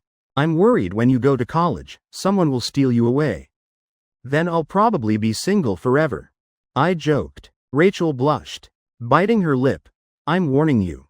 Don't criticize my house. I nodded repeatedly, blurting out, don't worry. Dogs don't look down on poor homes. The moment I said it, I regretted it. Rachel and Lily both burst into giggles. The three of us entered the narrow alley, then turned twice more, finally reaching Rachel's house. It was a small 2-story wooden structure, each floor less than 8 feet high. You could easily climb to the second floor by reaching up. Rachel and Lily both nervously watched me, wanting to read my emotions from my expression. I looked at the old house before me. A nostalgic feeling welling up inside. Remembering childhood. Those sweltering summer nights. Grandma would hold me sitting in the yard, using a palm leaf fan to cool me down. I gently wiped a tear from my eye. Noticing Lily and Rachel were both staring intently at me. Why are you looking at me? Do I have flowers growing on my face? Seeing I showed no disgust whatsoever. Rachel felt immense relief. Lily gently tugged my sleeve, whispering, "Thank you." I patted her head, saying softly, "I'm sorry." That straightforward apology made Lily's eyes well up. She choked out, "Brother, please don't change again. Stay like today. Can you do that? Even if mom and dad don't like me, even if my sister doesn't like me, it doesn't matter. As long as you're good to me, that's enough." I helped her wipe her tears, speaking gently, "Your mom and dad's biological daughter, and your sister's real sister. How could they not love you? They just don't know how to show it. Be good, don't overthink. Now let's go see your aunt." Lily rubbed her eyes, taking a deep breath to collect herself. "Let's go." On the way, she kept glancing at me, finally gathering the courage to link her arm through mine. Entering Rachel's house. The small room was simply furnished. The first floor was a kitchen. Just one table and one stove. The stove was the traditional, wood-burning kind from the countryside. The second floor was Rachel's and her mother's bedroom. Seeing me and Lily enter, Rachel's mother, Mrs. Thompson, hurried to greet us. "You must be Rachel's classmates. We don't have much to offer. Let me fry each of you an egg." I looked at the middle-aged woman before me. By now she must have been diagnosed with cancer, enduring agonizing pain every day. I set down the milk and fruit I'd brought. "Hello, ma'am. I'm Ethan Carter." Lily peeked out from behind me. "Ma'am, I'm Lily. You kids coming to visit is already wonderful. Being classmates, why bring gifts and spend money?" Mrs. Thompson gently scolded. "Remember to take everything when you leave." I shook my head, smiling. "Ma'am, I actually came to ask a favor. So I brought a small gift. Please don't mind." Mrs. Thompson glanced suspiciously at Rachel, then turned to me cautiously. "What do you need? Let's see if I can help." Hearing this, Rachel grew tense. "Isn't it just tutoring? Why suddenly make it sound so serious?" I pulled Lily from behind me to the front. "Ma'am, my sister is in 11th grade this year, but her academic performance isn't great. Rachel is always in the top 3 of her class. I'd like her to tutor my sister." Lily stared at me wide-eyed, surprised I could say something so absurd. Since starting high school, she'd always been at the top, while I turned in blank tests every time, consistently ranking last. Rachel tilted her head in confusion. "Didn't you say you needed tutoring?" Right after, she seemed to understand. Evening tutoring sessions would definitely end late. If tutoring a male student, his mother might worry. Hearing it was tutoring, Mrs. Thompson's frown eased slightly, but still declined. "Our home. Rachel's now in 12th grade, a critical time. Only half a year until college entrance exams. I'm afraid she won't have time to tutor." In the original story, Mrs. Thompson, fearing it would affect her daughter's studies, never told her about her illness.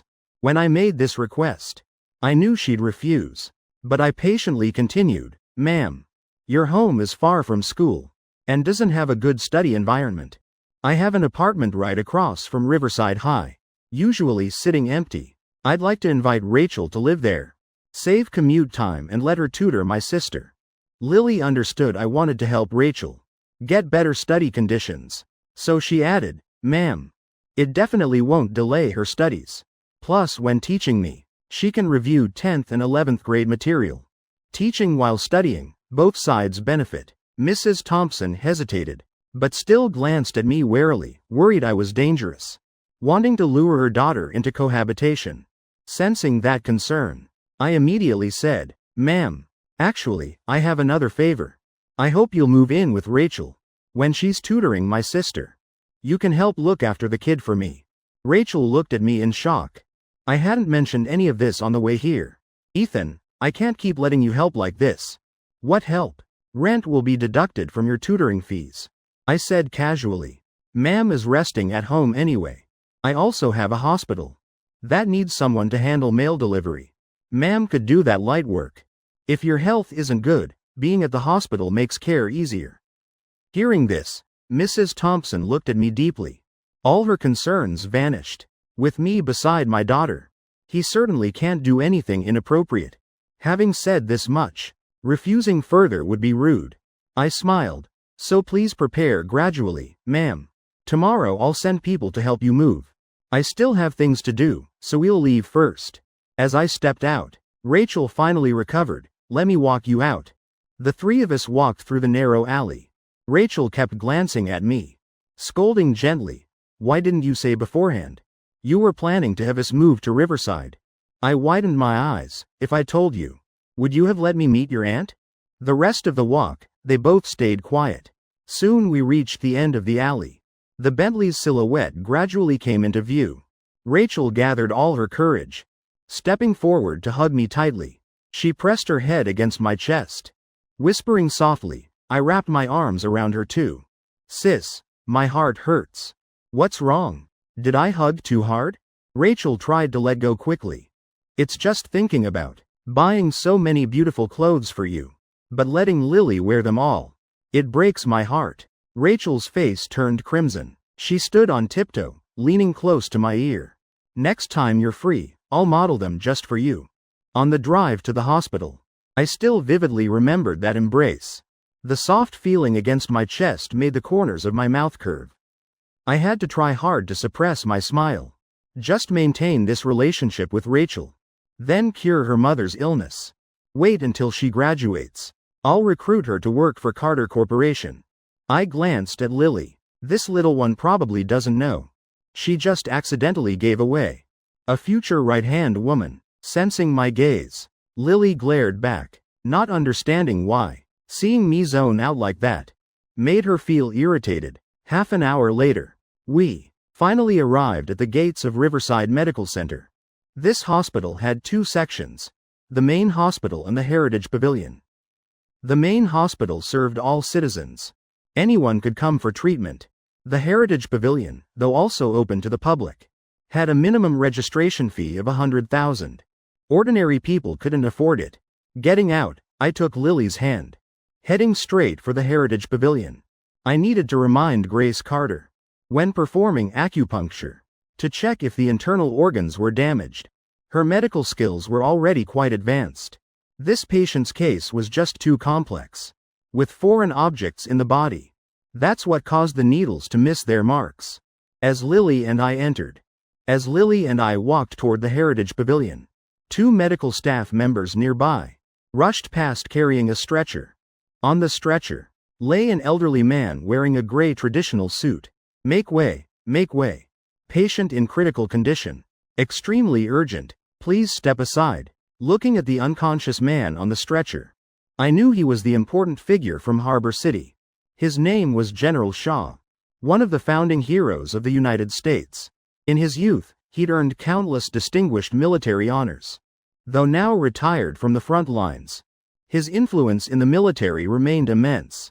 I gripped Lily's hand tightly, running straight toward the Heritage Pavilion. The medical staff carried the stretcher inside. A burly middle-aged man stood outside shouting loudly, "Get your best doctor out here now." This middle-aged man was Tyler Shaw, General Shaw's son, currently also serving in the military. Along both sides of the hallway, elderly traditional medicine practitioners yawned, stepping out from the consultation rooms.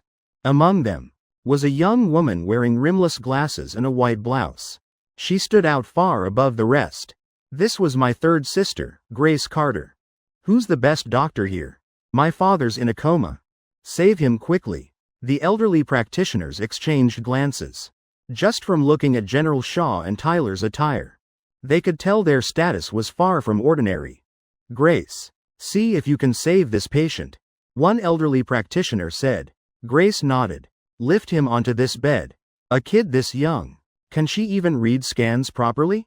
My father's condition has relapsed many times. We've consulted many doctors but no one could treat it. Tyler frowned. Grace hated nothing more than people judging others by age and gender. She glared at Tyler, her voice cold. I'm taking his pulse. Please remain silent. After finishing the pulse diagnosis, she said coldly to Tyler, this condition. Needle a few acupoints, and the old man will wake up. But for complete recovery, he'll need several more treatments. The other traditional medicine practitioners also stepped forward to check the pulse, then nodded in agreement with Grace. Their diagnoses were identical to what she'd said. I apologize, young lady. I underestimated you just now. Please try acupuncture on my father, Tyler said with remorse, just as Grace was sterilizing the acupuncture needles. A middle-aged woman rushed over. Brother, how's Dad? This woman was Jennifer Shaw, General Shaw's daughter, also a leading businesswoman in Riverside. Dad's already in a coma. His condition is very critical. The doctor's preparing acupuncture now. Tyler pointed toward Grace, who was sterilizing needles. Seeing such a young doctor, Jennifer frowned slightly. A girl this young, can we trust her? She leaned to one side, revealing a young man standing behind her. Brother, I just was at Riverside General Hospital and met this young man. I saw him needle just 3 acupoints and cure a patient that the hospital couldn't help for years.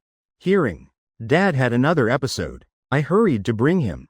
Since they haven't started acupuncture yet, why not let him try? The young man smiled politely, greeting Tyler. I'm Drake. The patient I treated earlier had already been well cared for by doctors. I merely helped activate the remaining medicinal properties. Even without me, the patient would have recovered soon. Tyler nodded, very satisfied with Drake's modesty. His eyes shifted to Grace, hesitating on what to decide. But before he could speak, the elderly practitioners rose in unison to scold. What are you suggesting? Bringing someone here to steal our jobs? We've all confirmed we can treat this. And now you want to change doctors? Aren't you doubting our medical center? Where did that young man study? How long has he practiced? I see he's barely dry behind the ears. What does he know about medicine to claim he can cure this? Grace's face turned cold. If you don't trust me, then forget it. You can borrow this consultation room. But I won't intervene. Seeing Grace's stern expression, Drake's eyes lit up. Her whole being radiated vitality. He couldn't take his eyes off her. Sensing his gaze, Grace glared with disgust. If you're still hesitating, decide quickly. The patient's condition can't be delayed, she said coldly. Tyler looked at Grace, then at Drake, unable to decide for a moment. Let them treat first. We've already brought the patient to the hospital. If something goes wrong, I'll check his pulse again. Drake made a show of being magnanimous. Hearing him say this, Grace snorted coldly. You won't get that chance. She turned to Tyler. Remove the patient's shirt. Help me remove it quickly. General Shaw's body was covered with knife wounds and bullet scars, all clearly visible. Those scars were testament to the years he'd endured, also symbols of his military achievements. Though somewhat dissatisfied with Tyler, Grace felt immense admiration for General Shaw, deep respect welling up inside her, as she concentrated on preparing the acupuncture. I burst breathlessly into the room. Grace, interrupted during treatment, immediately glared toward the door. Seeing me standing there, she frowned, irritated. What are you doing here? In the original owner's memories, Grace had never liked her uneducated younger brother, who constantly caused trouble, especially since their parents always favored sons over daughters. Even after learning I wasn't their biological child, they still unconditionally favored me, making her hate me even more. Can't you see I'm treating a patient? Barging in like this, what if I needle the wrong acupoint? Do you know how serious the consequences would be? Patients who come to our Heritage Pavilion all have status. Not every time you cause trouble can Carter Corporation bail you out. Don't forget your place. Grace snapped coldly. I pouted, thinking to myself, all the trouble the original owner caused over the years combined couldn't cost as much as one of her malpractice incidents. I forced an apologetic smile, speaking softly. Sorry, Grace. I didn't mean to disturb you. It's just seeing so many wounds on the old man. I suspect his internal organs may be damaged.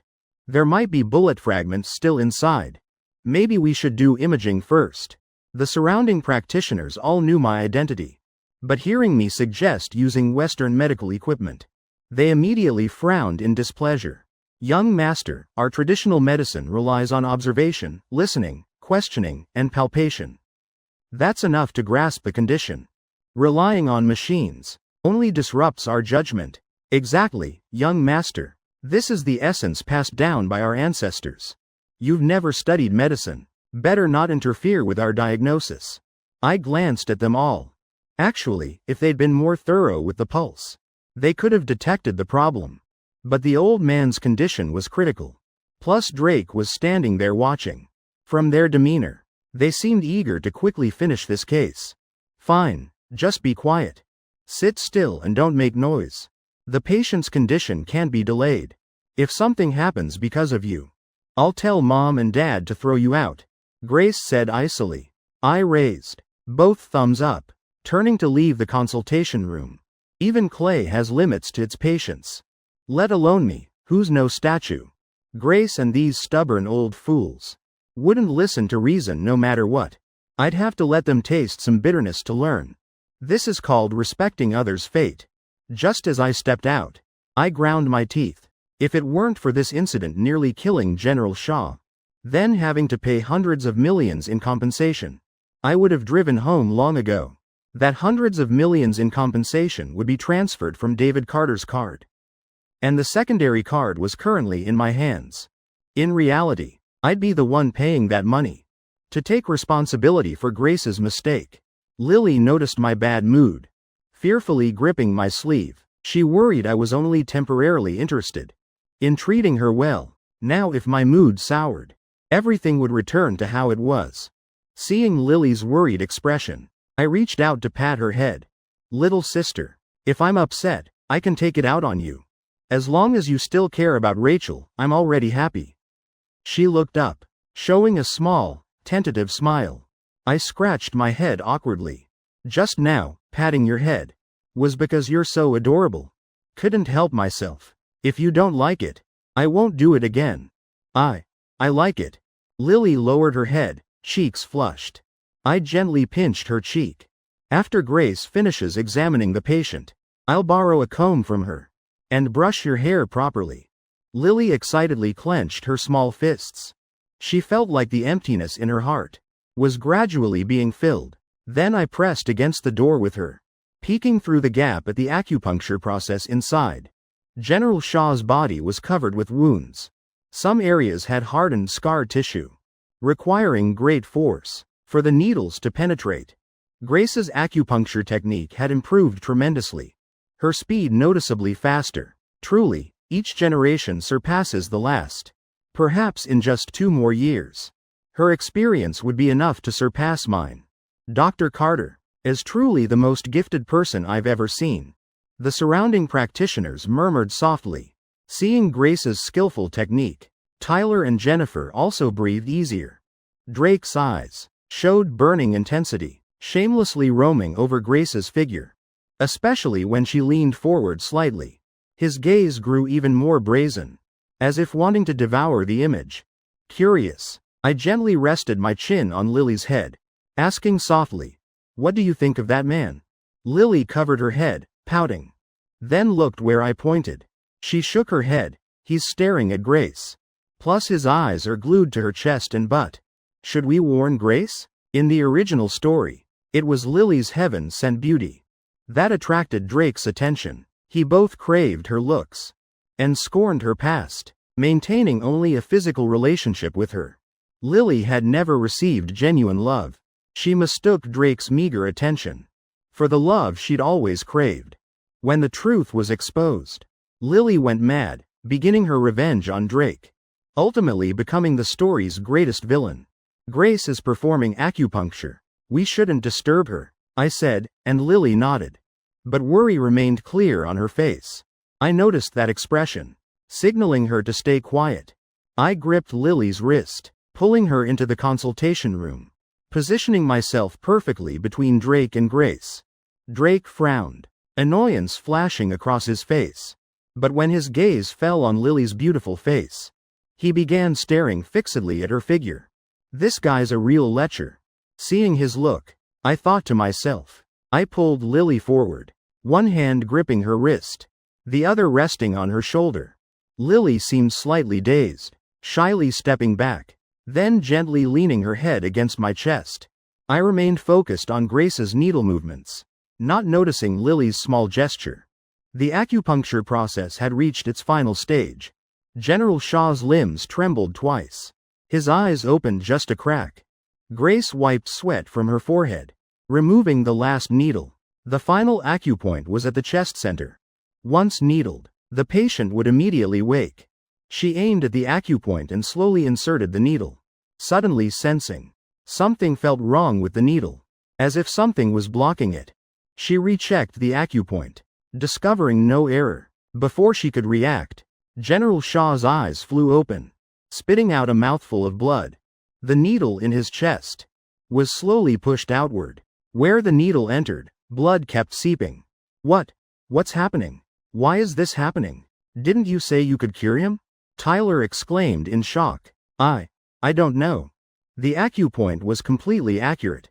Grace's face went pale. She wanted to check the patient's pulse again. But before she could extend her hand, Jennifer slapped it away hard.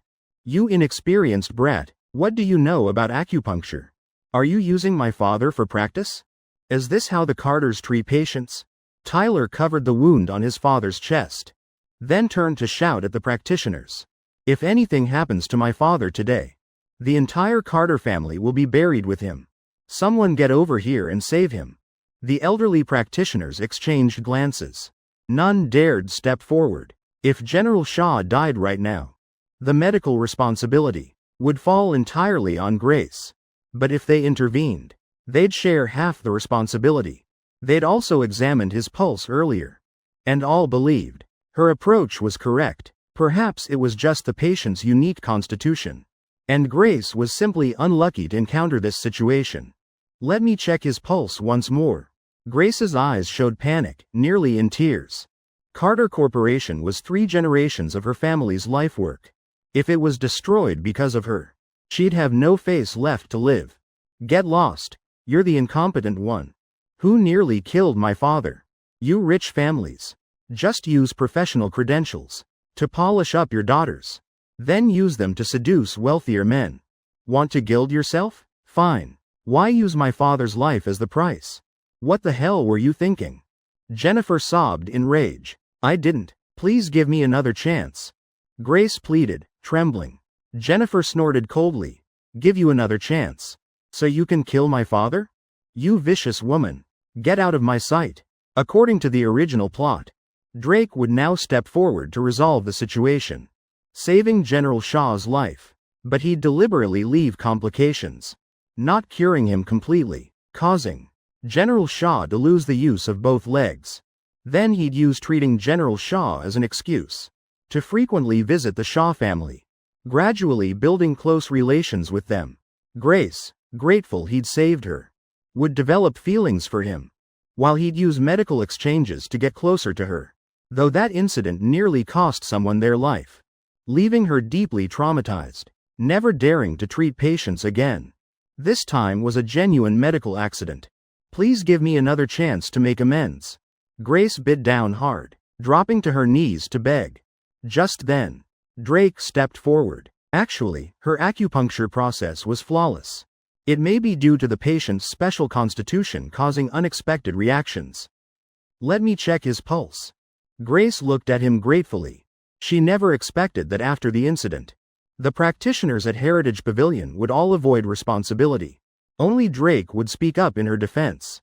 Drake placed his hand on General Shaw's wrist, frowning, due to the earlier accident. Though he can wake up, I'm afraid his legs will be crippled. Hearing there was still hope, Jennifer and Tyler's eyes both fixed on Drake. Both hurried to plead, please save our father. As long as he lives. Being disabled doesn't matter. Drake nodded, his gaze sliding toward the Riverside Medical Center practitioners. Smiling contemptuously. If you had another chance to treat him, would any of you dare? The practitioners exchanged glances. None dared look up. Right now, even with 80% certainty of saving General Shaw, No one would dare check his pulse. Fearing failure would cost their own lives. And they'd bear responsibility for this medical disaster. A punk like me who never studied under famous masters. Just researched on my own for a few years. Yet you've all studied medicine for decades. With great teachers and prestigious schools. And here you are, old as dirt. With heads still empty as if dogs ate your books. Drake spoke contemptuously. Grace bit her lip, her eyes full of admiration as she looked toward him. She also couldn't stand those cowardly practitioners. Sensing her gaze, Drake glanced over, raising his eyebrows. In an arrogant, half-smile, suddenly mocking laughter rang out. In the quiet consultation room. Saving someone by crippling them. And you still have the nerve to mock others? With skin that thick, you should make garbage bags. They'd really hold anything. I yawned, walking up to General Shaw's bed. What do you think you're doing? Get out. Don't interfere with treating the patient. Usually when you cause trouble, I endure it. But this time is different. This hospital is 3 generations of our family's legacy. If it goes bankrupt because of you, I won't forgive you even in death. Grace shouted angrily. Exactly, young master, this patient. We can't cure. We should let someone else handle it. This involves a human life. We can't delay any longer. The practitioners also urged. They knew I never studied seriously. But now wasn't the time for games. Hand it to Drake. As long as we save the old man. The Carters pay some compensation. This can be settled. But if he dies here, I'm afraid even the Carter family couldn't withstand the Shaw family's fury. Drake looked at me with even more contempt. If you disagree, feel free to try. But I'll warn you, the old man's pulse is already at its limit. It can't handle any more delays. Ah, so you're deliberately stalling. So when he dies, you can blame me. Saying I delayed treatment? Turns out you're just a fraud who likes setting traps. I rolled my eyes. While speaking, I grasped the old man's wrist. Indeed, as Drake said, from excessive blood loss. His pulse was so weak it was barely detectable. Without immediate treatment, he could die at any moment. You're the fraud. I saw him cure someone with my own eyes. How could it be fake? A wet behind the ears punk like you. What do you know about medicine? Get lost. Make way for Dr. Drake to work. Jennifer shouted. Grace stepped forward, trying to pull me out. You useless thing who learned nothing. Never studied medicine. What do you know about treating patients to dare interfere? Either way, you're not their biological child. What right do you have to set foot in the Carter family hospital? Get out now. I stopped moving, looking deeply at Grace, then smiled faintly. Grace. Everything I've spent in my life doesn't equal one of your malpractice incidents. With that, I looked toward General Shaw's chest, clenching my hand into a fist, gently striking his heart area. Seeing my action, everyone's jaws dropped. You brat, do you want to die? Tyler leapt from the bed, grabbing my throat, about to slam me into the wall. I struck the acupoint on his wrist, breaking free from his grip. But with Tyler's tremendous strength, I was still thrown to the ground. Tyler rubbed his slightly numb hand, then charged at me again. But beyond everyone's expectations, Lily spread her arms to shield me. Don't hit my brother. Her body trembled with fear, but her voice was unusually resolute. I don't hit women, but my father's dying. This bastard just dared to strike him. Tyler shouted furiously. Seeing Lily protecting me, Grace also stepped forward. Lily, that bastard, made trouble, so he has to face the consequences. Have you forgotten how terribly he treated you? Lily shook her head. I don't care. He's different now, this fool. Just wants our family's money. So he's deliberately winning you over. Everyone in the family knows his true nature. Only mom and dad still defend him. Otherwise he'd have been thrown out long ago. Do you know what he just did? That's called attempted murder. The patient's body is so weak. That one punch alone could kill him on the spot. Drake added fuel to the fire. I'm still wondering, a beautiful girl like you, how could you have such a vicious brother? Turns out he's just an adopted mongrel from outside. Looks like he knows he can't extract more money. So he's planning to destroy the whole Carter family. Grace sighed. saying, "I thought you were just mischievous. Never expected you'd dare even attempt murder. When I get home, I'll tell Mom and Dad to throw you out of the Carter family." Lily shook her head, stubbornly saying, "Don't call me your sister anymore. You never cared about me anyway. If my brother gets thrown out, I'll leave with him." Grace laughed coldly. "A mongrel and a wild duck. Getting out of the Carter family would be good." I patted Lily's head, like a little lion, gently folding her outstretched arms back. This girl really didn't disappoint me. In that situation, no one gave me time to treat slowly. If I wanted to save General Shaw, I could only risk using the most forceful method, striking directly at the life-gate acupoint to trigger a reaction. Only by showing results would they shut up. I glanced at Grace, speaking coldly. "Stop running that toxic mouth. Always shouting like volume equals correctness. Wake up, even if I really did punch the old man to death. Don't forget, you were the one who needled him first. If Carter Corporation collapses, that's your fault." I glanced at Tyler, seething with murderous intent, confirming once more, "You're sure you don't need my help treating your father, right?"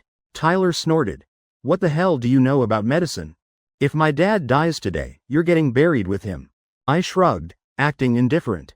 "Then I won't bother." I turned to the nearby practitioners. "Get me a comb." The practitioners looked at each other, their eyes unconsciously turning toward Grace, whose face was dark. In the earlier argument, she'd let slip that I wasn't the Carter's biological child, so no one dared risk offending her. To fetch a comb for me. I sighed softly. Truly, a fallen tiger is mocked by dogs. A phoenix with fallen feathers can't match a chicken. I pulled Lily's hand, tilting my head in signal. Lily understood and nodded. She said to the practitioners, "Get me a comb." The practitioners exchanged glances. Both were young ladies of the Carter family. No one dared offend either. As the atmosphere grew heavy, Jennifer suddenly shouted, "Brother! Look, Dad stopped bleeding." All eyes immediately focused on me, only now noticing. General Shaw's wounds had stopped seeping blood. His complexion had also improved slightly. Just now, was the young master actually treating him? Has anyone heard that the young master knows medicine?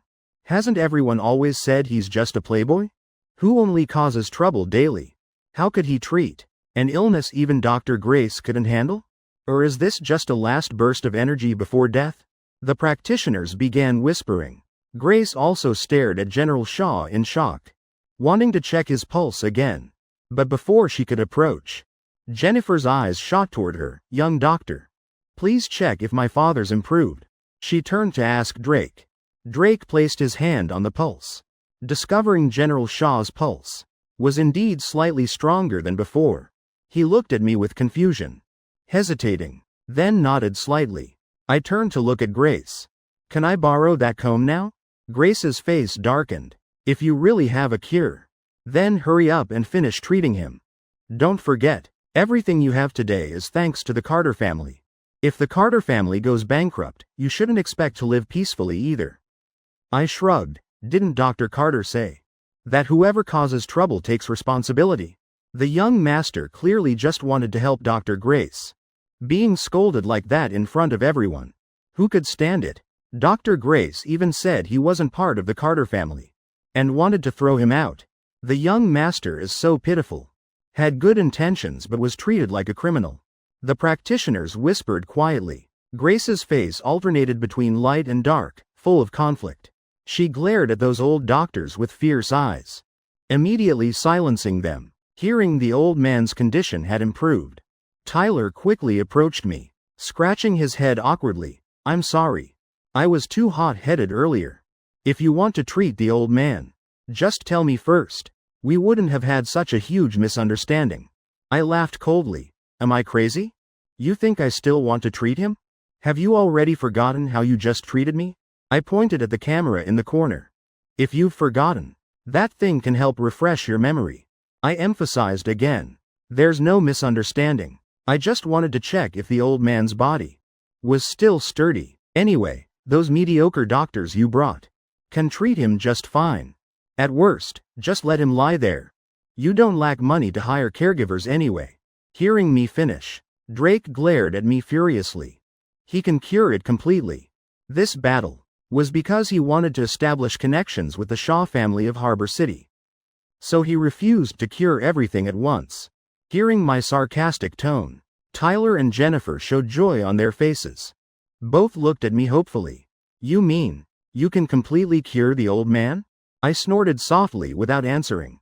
Gently taking Lily's hand, I said apologetically, I accidentally messed up her hair. There's no comb here. Let's go home first. Seeing we were really about to leave, Tyler hurriedly stepped forward to block us. Young man, that was all my fault. I'm begging you to save my father. As long as my father is cured, within my ability, I'll meet any condition you have. A woman with Tyler immediately opened her purse, taking out an jade comb and placing it in Lily's hands. Such a beautiful young lady. This comb, consider it a greeting gift from your aunt. Lily's eyes turned toward me. She wasn't clueless.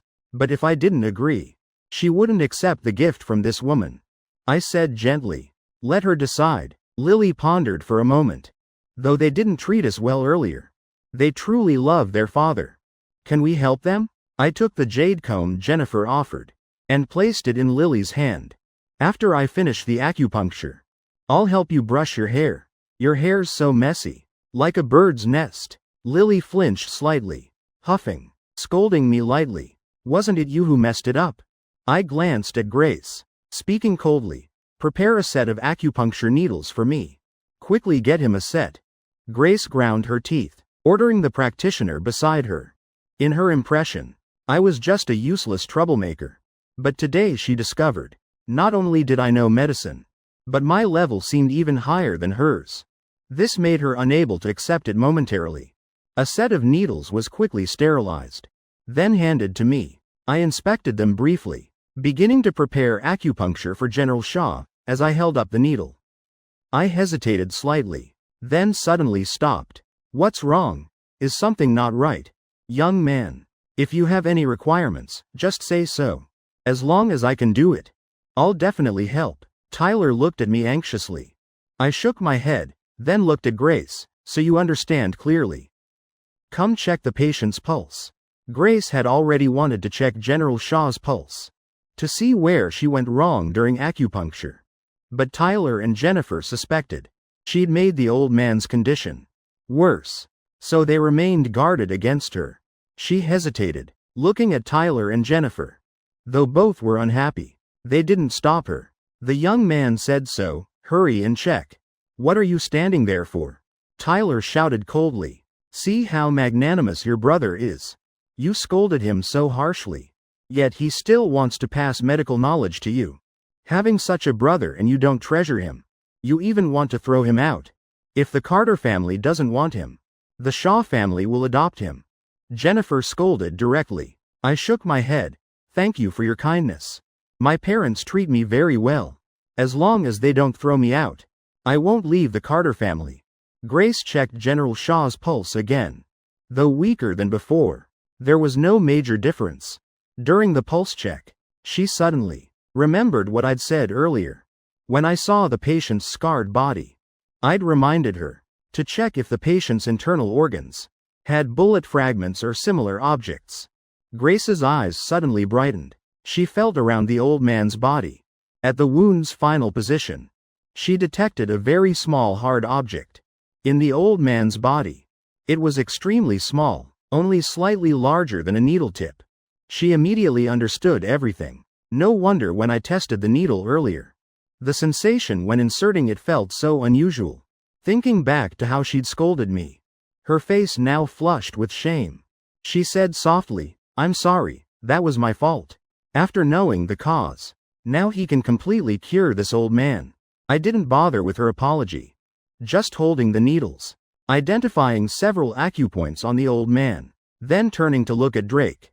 I asked, should I needle these positions? Drake, do you have any better suggestions? Drake frowned, not understanding my intention. Jennifer thought I wanted to discuss better treatment methods with Drake. She anxiously looked at Drake. Young doctor, is that right? Do you have a better cure? Drake shook his head. If it were me, I'd needle the same way. Jennifer breathed a sigh of relief. Since both agreed, it proved this acupuncture method was definitely the optimal approach.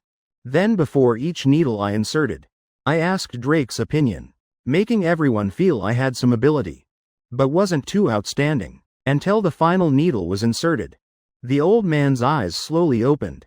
Tyler immediately knelt before General Shaw, his eyes reddening with emotion. "Dad, how do you feel? Is your body better at all?" Jennifer also crouched by the bedside, her face full of worry. "Dad, what illness do you have? As soon as I heard you collapsed, I was scared to death."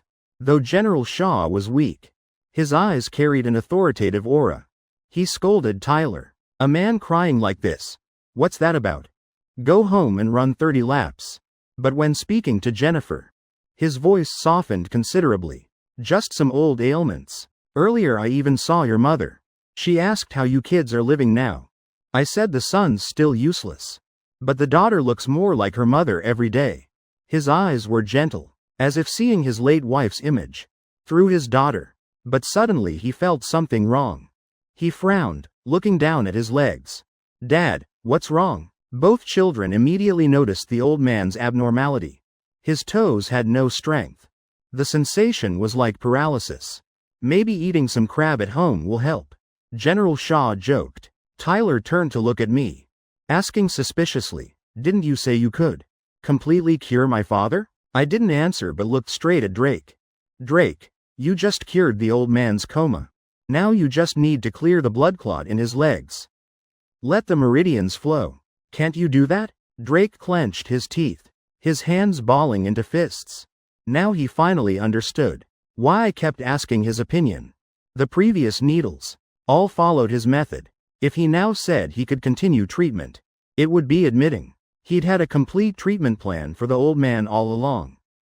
Then his earlier statement that the old man would have complications would reveal his intention to exploit the favor. He took a deep breath, shaking his head slightly, saying sheepishly, "I don't belong to any school. Just self-studied for a few years. Some illnesses I still haven't found solutions for." Grace looked at Drake. Her eyes couldn't hide her contempt.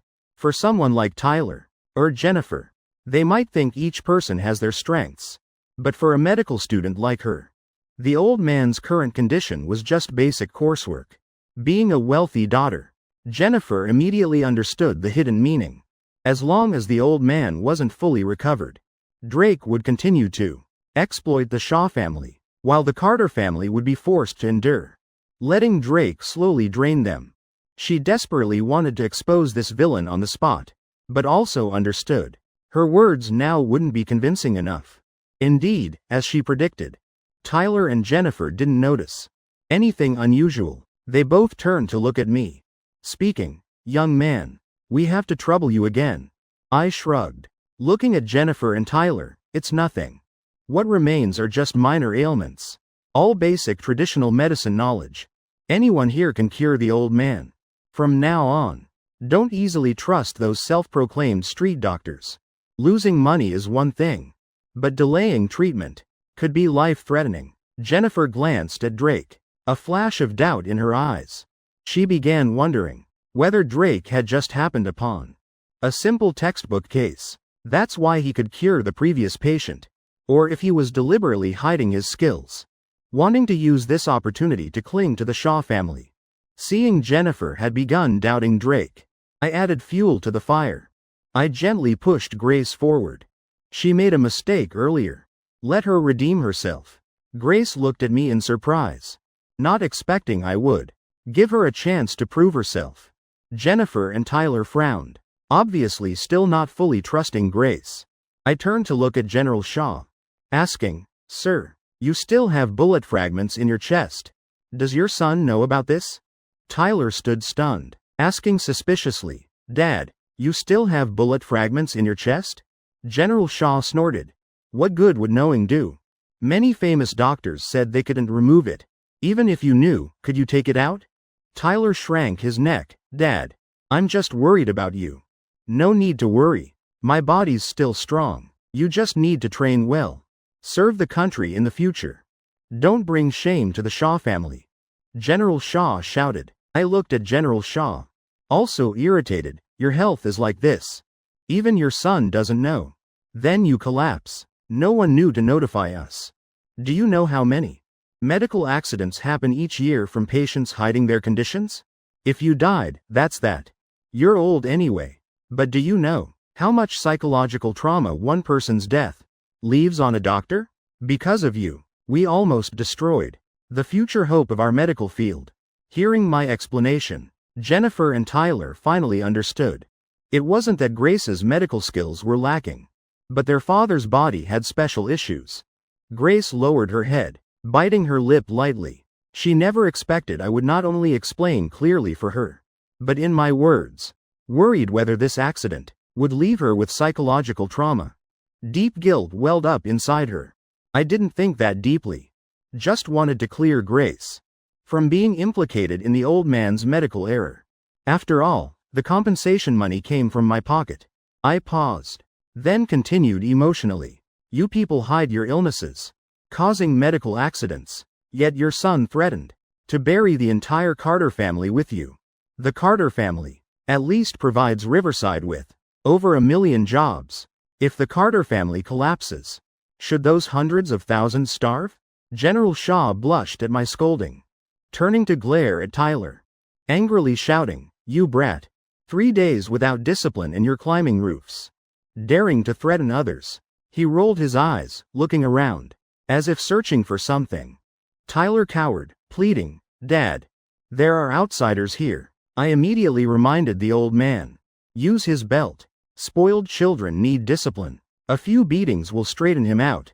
General Shaw came to his senses, reaching toward Tyler. Tyler glared at me resentfully, not expecting my vengeful nature. He silently unbuckled his belt, handing it to General Shaw.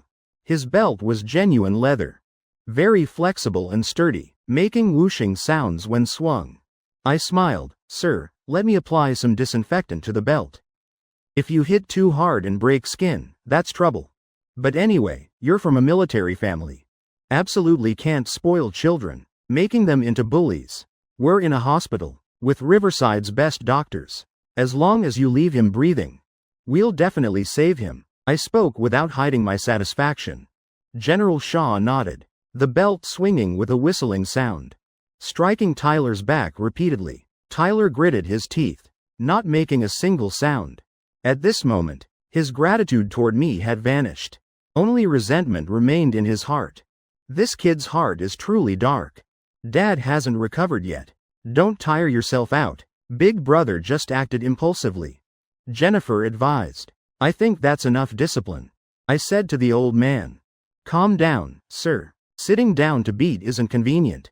Wait till I cure your legs, then continue. It'll be easier. Look, Big brother didn't make a sound.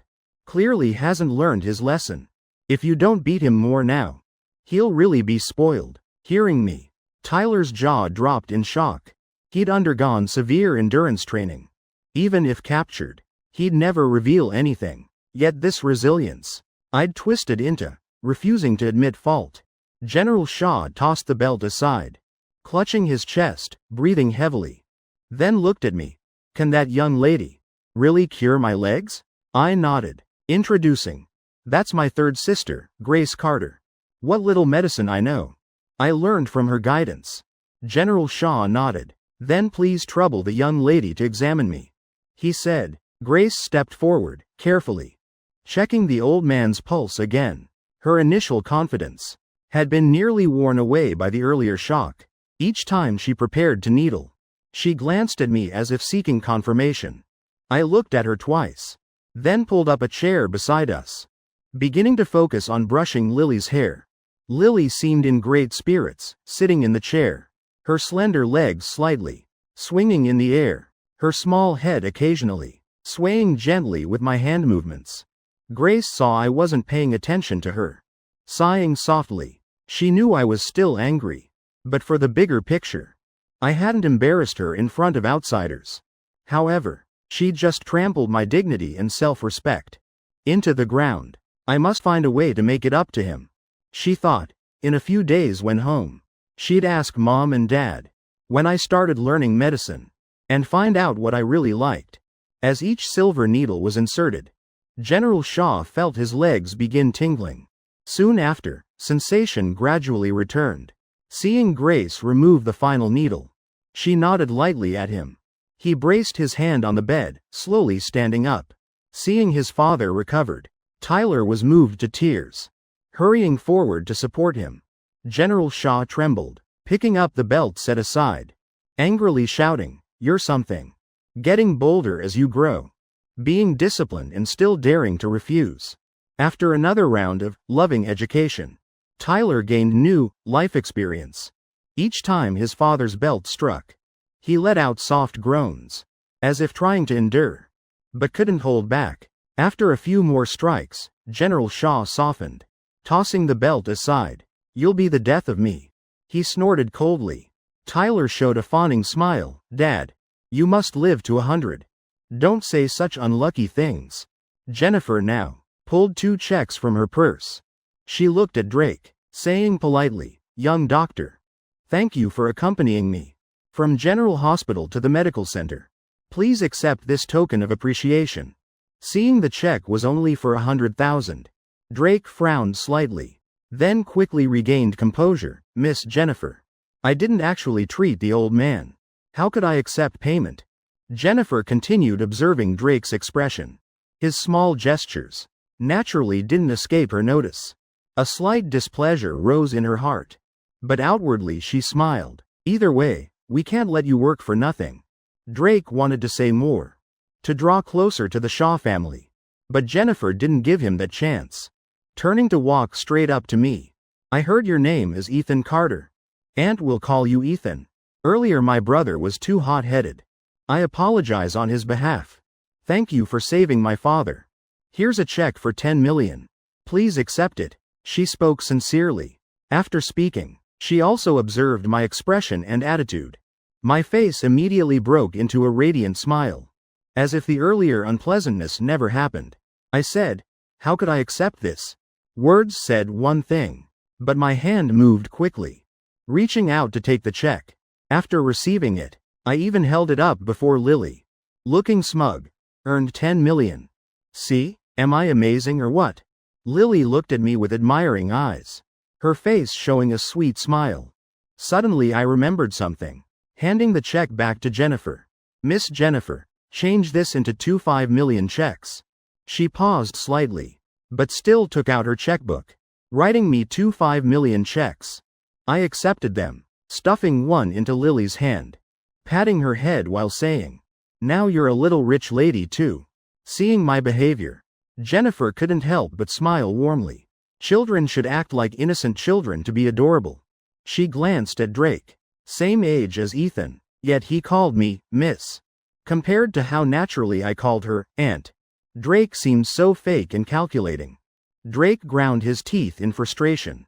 The 10 million and connections with the Shaw family should have been his. Never expected halfway through I'd steal it. I paid no attention to that, looking at the check in my hand, then at General Shaw. I hesitated. "Sir, how about I help you remove the bullet fragment from your chest? Otherwise, taking this money makes me feel guilty." Hearing me say this, Tyler and Jennifer both startled in shock. "Can you really help my father remove the bullet fragment from his chest?" Both asked simultaneously. They both knew their father's status well. If it was said to be irremovable, that meant the nation's top doctors had all examined it and concluded the same. General Shaw was stunned. "Young man, removing bullet fragments requires surgery. The old practitioners at Heritage Pavilion all advised me not to risk it." He even winked at me. "Young master, surgery and acupuncture aren't the same. One small mistake means death. You say you self-studied traditional medicine, that's fine. But surgery requires practical experience to dare attempt." Grace pulled my shoulder, standing on tiptoe, leaning close to my ear, whispering, "Just saving the old man was enough. That's already a great favor to the Shaw family. If during surgery the old man dies, not only will the favor be lost, but it could create enmity." But she didn't know that right then. I only felt softness pressing against me, near my ear. A warm breath passed, tingling and itching. Must say, Grace, whether in appearance or figure, was absolutely stunning, even more beautiful than current Lily by several degrees. I stepped back 2 paces, creating distance between us, then turned to Tyler, telling him to take the old man for imaging first. Anyway, the final decision should be the old man's. Everything has a first time. Rest assured, my hands won't shake. Tyler hesitated, asking, if we don't remove the fragment, how much longer can my father live? After checking General Shaw's pulse, I calmly said, about 3 more years. His body won't hold up after that. In the original story, General Shaw also died exactly 3 years later. Then in 3 years I'll bring Dad to remove it, Tyler said bluntly. I just sighed softly, looking at General Shaw.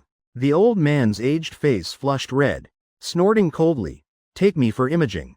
It's rare to meet a gutsy young man who dares operate on me. Other doctors seeing my condition all turn and leave. Even if I die, I accept it. No one is allowed to make things difficult for them. Hearing him say this, I immediately praised, the old sir is truly wise. Then looked at those old doctors, glancing at Grace, shaking my head, cowardly soldiers make for even more cowardly generals. This hospital director should retire. Replace her with someone who dares to act and take responsibility.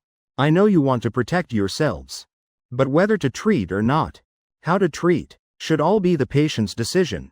After speaking, I went to the medicine cabinet, taking out several herbs, handing them to a practitioner. Go brew these. Remember to add honey and cane sugar. General Shaw frowned. Old man like me, I've suffered enough in life. Don't need honey and sugar. I smiled, explaining, this is for my sister to drink. I spoke while smiling, as if remembering something, turning to instruct the practitioner holding the medicine. Also prescribe a few doses of chi-boosting blood-nourishing herbs for the old sir. Since he's not afraid of bitterness, add some coptis for clearing heat. General Shaw ground his teeth. I may not fear bitterness, but don't need to make it deliberately bitter. After I helped General Shaw complete the examination, soon I had the images in hand. The images clearly showed 3 bullet fragments remained in his body, located near the heart and lungs. Extremely dangerous positions. For anyone else, just 1 fragment would be fatal. Yet the old man endured all 3 and lived till now. Truly a miracle. Seeing the images, Grace frowned slightly, admiringly saying, truly extraordinary. The Heritage Pavilion practitioners also shook their heads. These 3 positions are really difficult to handle. Surgery carries extremely high risk. Technically speaking, as long as the patient stays mentally stable, doesn't exercise vigorously, he could live another 2 years. Tyler asked worriedly, so can you actually remove them or not? What are the chances of success? Everyone fell silent, looking at each other, then simultaneously shaking their heads. It wasn't that they feared responsibility, but their medical skills truly weren't enough. With fragment positions like these, removing even 1 would be miraculous, let alone all 3. Seeing everyone frowning in thought, General Shaw could only smile bitterly, shaking his head and sighing. He'd already accepted his fate. Jennifer clenched her fists, unwilling to look at me. Can Ethan remove the fragments? I frowned, then asked the old man. Now when you breathe or your heart beats, does it hurt? Hearing my question, all eyes focused on me.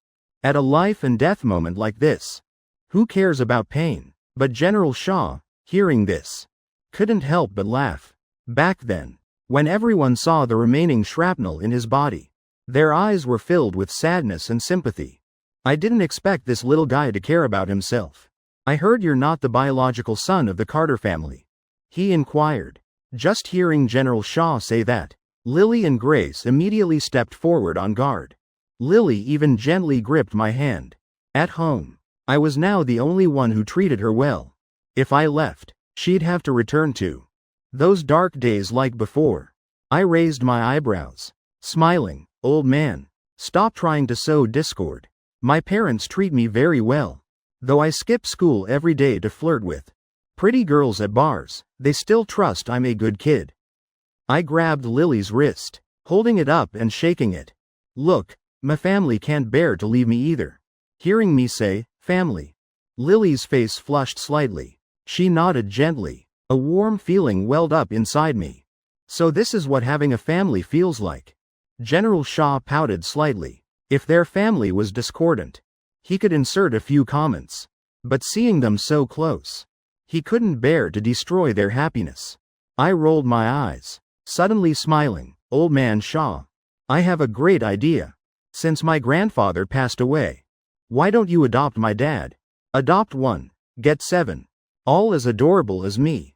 What do you think? General Shaw glared. I struggled so hard to transmigrate once. How could I willingly step into the Shaw family? If I lived properly every day, ate well, ate nutritious food, studied hard, improved daily, what meaning would revenge have? Hearing me call him grandfather, General Shaw felt somewhat pleased. But hearing my next words, his expression immediately fell. This way of finding an extra father for your dad is truly rare. Grandpa Shaw, my grandfather was also a soldier. My dad respects military men most in his life, especially someone with distinguished service like you. A living legend, I added. Grace quickly spoke up. Ethan, stop making things difficult for the old man. General Shaw smiled, nodding. Ethan has a point. I respect military men most in my life. If honored with this, I'd very much like to invite you both to visit my home. Grace interjected. General Shaw thought for a moment. Then wait until I've recovered. I could only sigh, still feeling somewhat regretful. In the original plot, one major reason Carter Corporation went bankrupt was the lack of solid backing. After Drake signed a restrictive contract with the Shaws, relying on the Shaw family's connections, he wedged into Lily's company, while Lily frantically acquired Carter Corporation, making the corporation unable to mount an effective response, could only helplessly watch each business segment get stolen away bit by bit, finally leading to bankruptcy. Fine, old man, prepare for surgery, then sign 3 life and death agreements. One kept at the hospital, one as backup, one for the family. Record a video too, so you don't turn around later and cause me trouble, I said bluntly.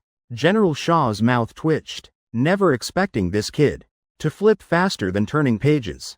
Just now calling him Grandpa Shaw, now changed to old man. He ground his teeth angrily, glaring at me. This brat really suits my temperament, but also quite infuriating. I didn't care much, handing them 3 surgical risk forms to sign. Then took out the latest Peach phone, recording a short video. After confirming the image and sound were clear, I waved, all right, prepare anesthesia, let's begin surgery. As General Shaw was wheeled away, Grace approached me again. Ethan, have you ever performed surgery before? I frowned slightly, speaking coldly. Drive, Carter. I'm just a mongrel, not worthy of standing beside a noble young lady like you. Then I told Lily not to wander far, and began preparing for surgery. Grace bit her lip lightly, watching my retreating figure, her heart filled with waves of bitterness. She took a deep breath, silently vowing she must earn my forgiveness. Meanwhile, General Shaw's identity shocked everyone. The hospital immediately mobilized all the best medical staff to serve him exclusively. Seeing the lead surgeon was actually a young man, everyone frowned with concern. But very quickly, through my skilled technique, I made everyone completely convinced. I made everyone here see. Grace served as surgical assistant. In the operating room, she stood amazed, watching the entire process I performed. My thinking was incredibly clear, my hands extremely steady, as if I'd performed tens of thousands of surgeries before. Outside the operating room, Tyler paced back and forth restlessly, unable to stand still for even a second. Sister, do you think Dad can be saved? Jennifer's eyes were red, sobbing. I just sent Dad's scans to a foreign doctor friend. He said with the 3 fragments positioned like this, not operating is the best choice. With current medical technology, it's nearly impossible to remove them. But if we leave them, the patient will endure daily pain beyond normal imagination. Tyler stood frozen. He couldn't bear to watch his father die, nor see him continue suffering. His eyes reddened. He knew that when his father decided on surgery, he'd already chosen his path. Lily sat upright, in the chair outside the operating room. Seeing Jennifer and Tyler, both extremely sorrowful, she hesitated, then pulled out 2 candies from her pocket. "Uncle, have some. These are candies my brother bought me. He said Grandpa's illness will definitely be cured." She spoke with naive certainty. Jennifer took the candy. Her tears had long been flowing. "Big brother. Ethan will definitely save our father." Tyler sighed. "The fragments in Dad's body are positioned too specially. Just 1 millimeter off, during removal, could kill the patient instantly. Each cut I made was extremely careful, with 3 successive clinks. 3 bullet fragments the size of a child's fingernail were removed, placed neatly on the silver tray. The most difficult part of the surgery finally ended. Now only suturing remained. I never expected surgery could be this exhausting. My suturing speed was very fast, each stitch even and precise, as if I'd done this tens of thousands of times before. I quickly finished the battle in the operating room. The operating room light finally went out. I exhaled forcefully, sitting down on the floor, my whole body drained. Tyler and Jennifer saw the operating room door open. Both immediately rushed inside. Tyler's eyes reddened. He dropped to his knees beside his father's bed, sobbing intermittently, while Lily ran frantically throughout the operating room looking for me. Seeing me drenched in sweat, sitting on the floor, she pulled out tissues, gently wiping my forehead. "Brother, are you okay?" she asked worriedly. I just shook my head, smiling. "Help me up quickly. I need to capture this scene. This father-son devotion is once in a millennium." Tyler collapsed on the operating table, initially holding back, then burst into sobs. I held my phone, filming wide shots and close-ups, recording Tyler's every action and expression, missing no detail. Jennifer was also heartbroken initially, but seeing me filming, she glanced suspiciously at the monitoring screen. Seeing the patient's heartbeat remained stable, her face immediately brightened. "Ethan, was my father's surgery successful?" I placed my index finger to my lips, signaling silence, nodding slightly. Seeing my reaction, Jennifer's jaw dropped in shock. Her foreign doctor friend was internationally renowned, had concluded this case was hopeless, impossible to survive. Just then, Grace brought over the tray with bullet fragments. Jennifer stared at the tray. 3 fragments the size of thumbs. Her tears fell uncontrollably. She couldn't imagine, if these fragments remained in her father's body, how much pain he'd endure. "Miss Jennifer, these 3 fragments were positioned even more dangerously than shown in the scans. The slightest mistake would have killed the patient instantly. The entire surgery was performed directly by my brother. He's just created a medical miracle," Grace said admiringly, her eyes full of admiration as she looked at me. After I collected enough video, I remembered to tell Tyler. I patted his shoulder, smiling. "Big brother. 2 more hours. The old man will see you." Crying over him, "Should I buy you 2 belts in advance?" Tyler wiped his tears, looking up at me, bewildered, thinking, I understand each word, but together, I don't know what he means.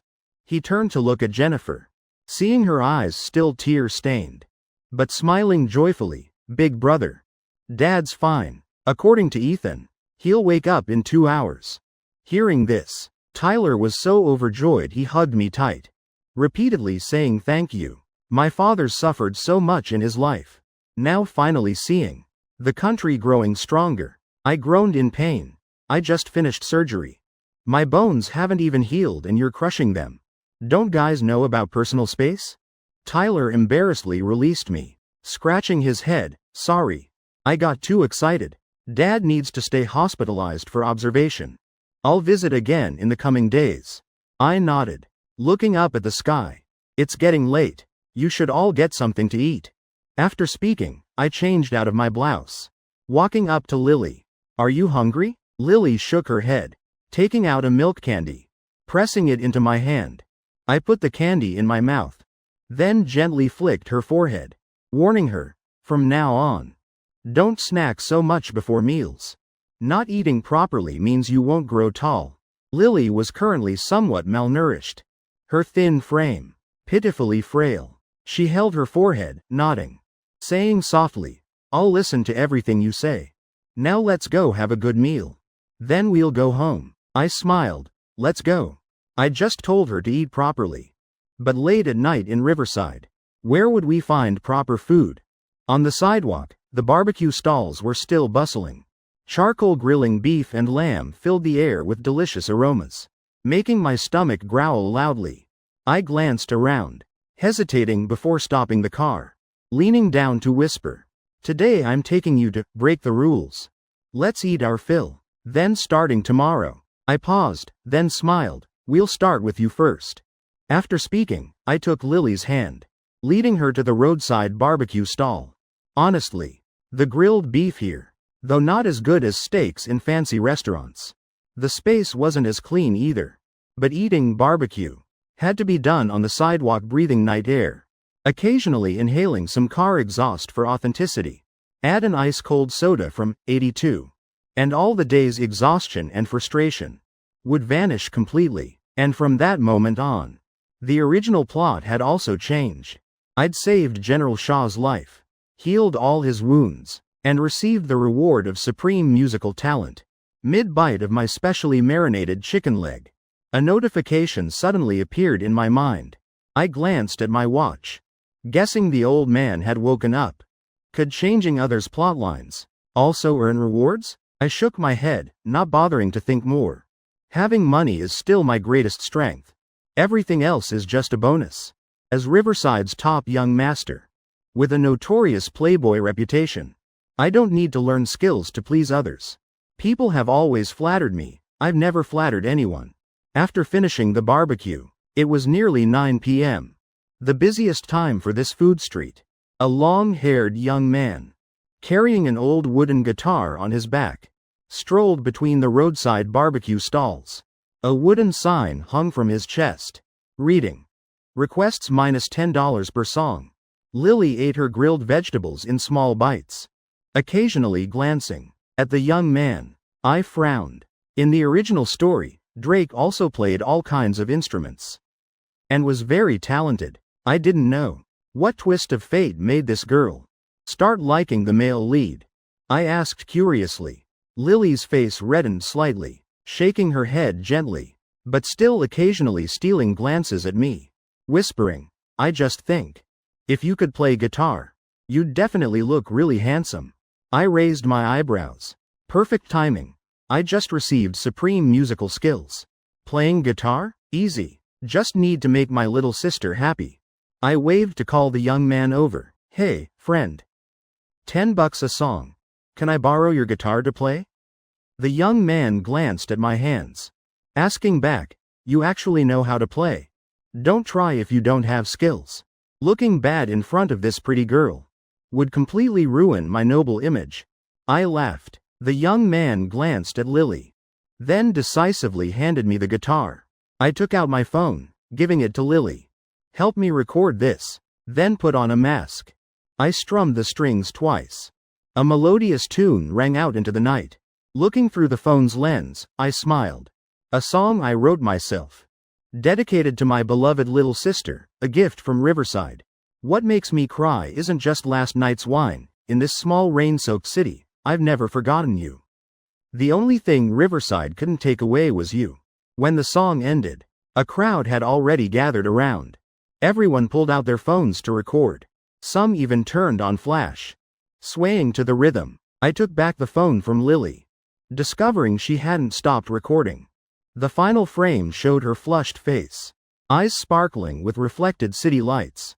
I secretly captured a screenshot, setting it as my phone wallpaper. A few girls shyly approached, softly asking, "Sir, could we get your contact info?" I raised my eyebrows. Now I understand why rich people love these flashy tricks. Using talent to win people over feels completely different from buying them with money. After all, emotions are more valuable than material things. I smiled and shook my head, placing my hand over Lily's. My contacts are full of luxury car and mansion photos. If they saw those, their so-called crush probably wouldn't be so pure anymore. Despite my rejection, the girls grew even more excited.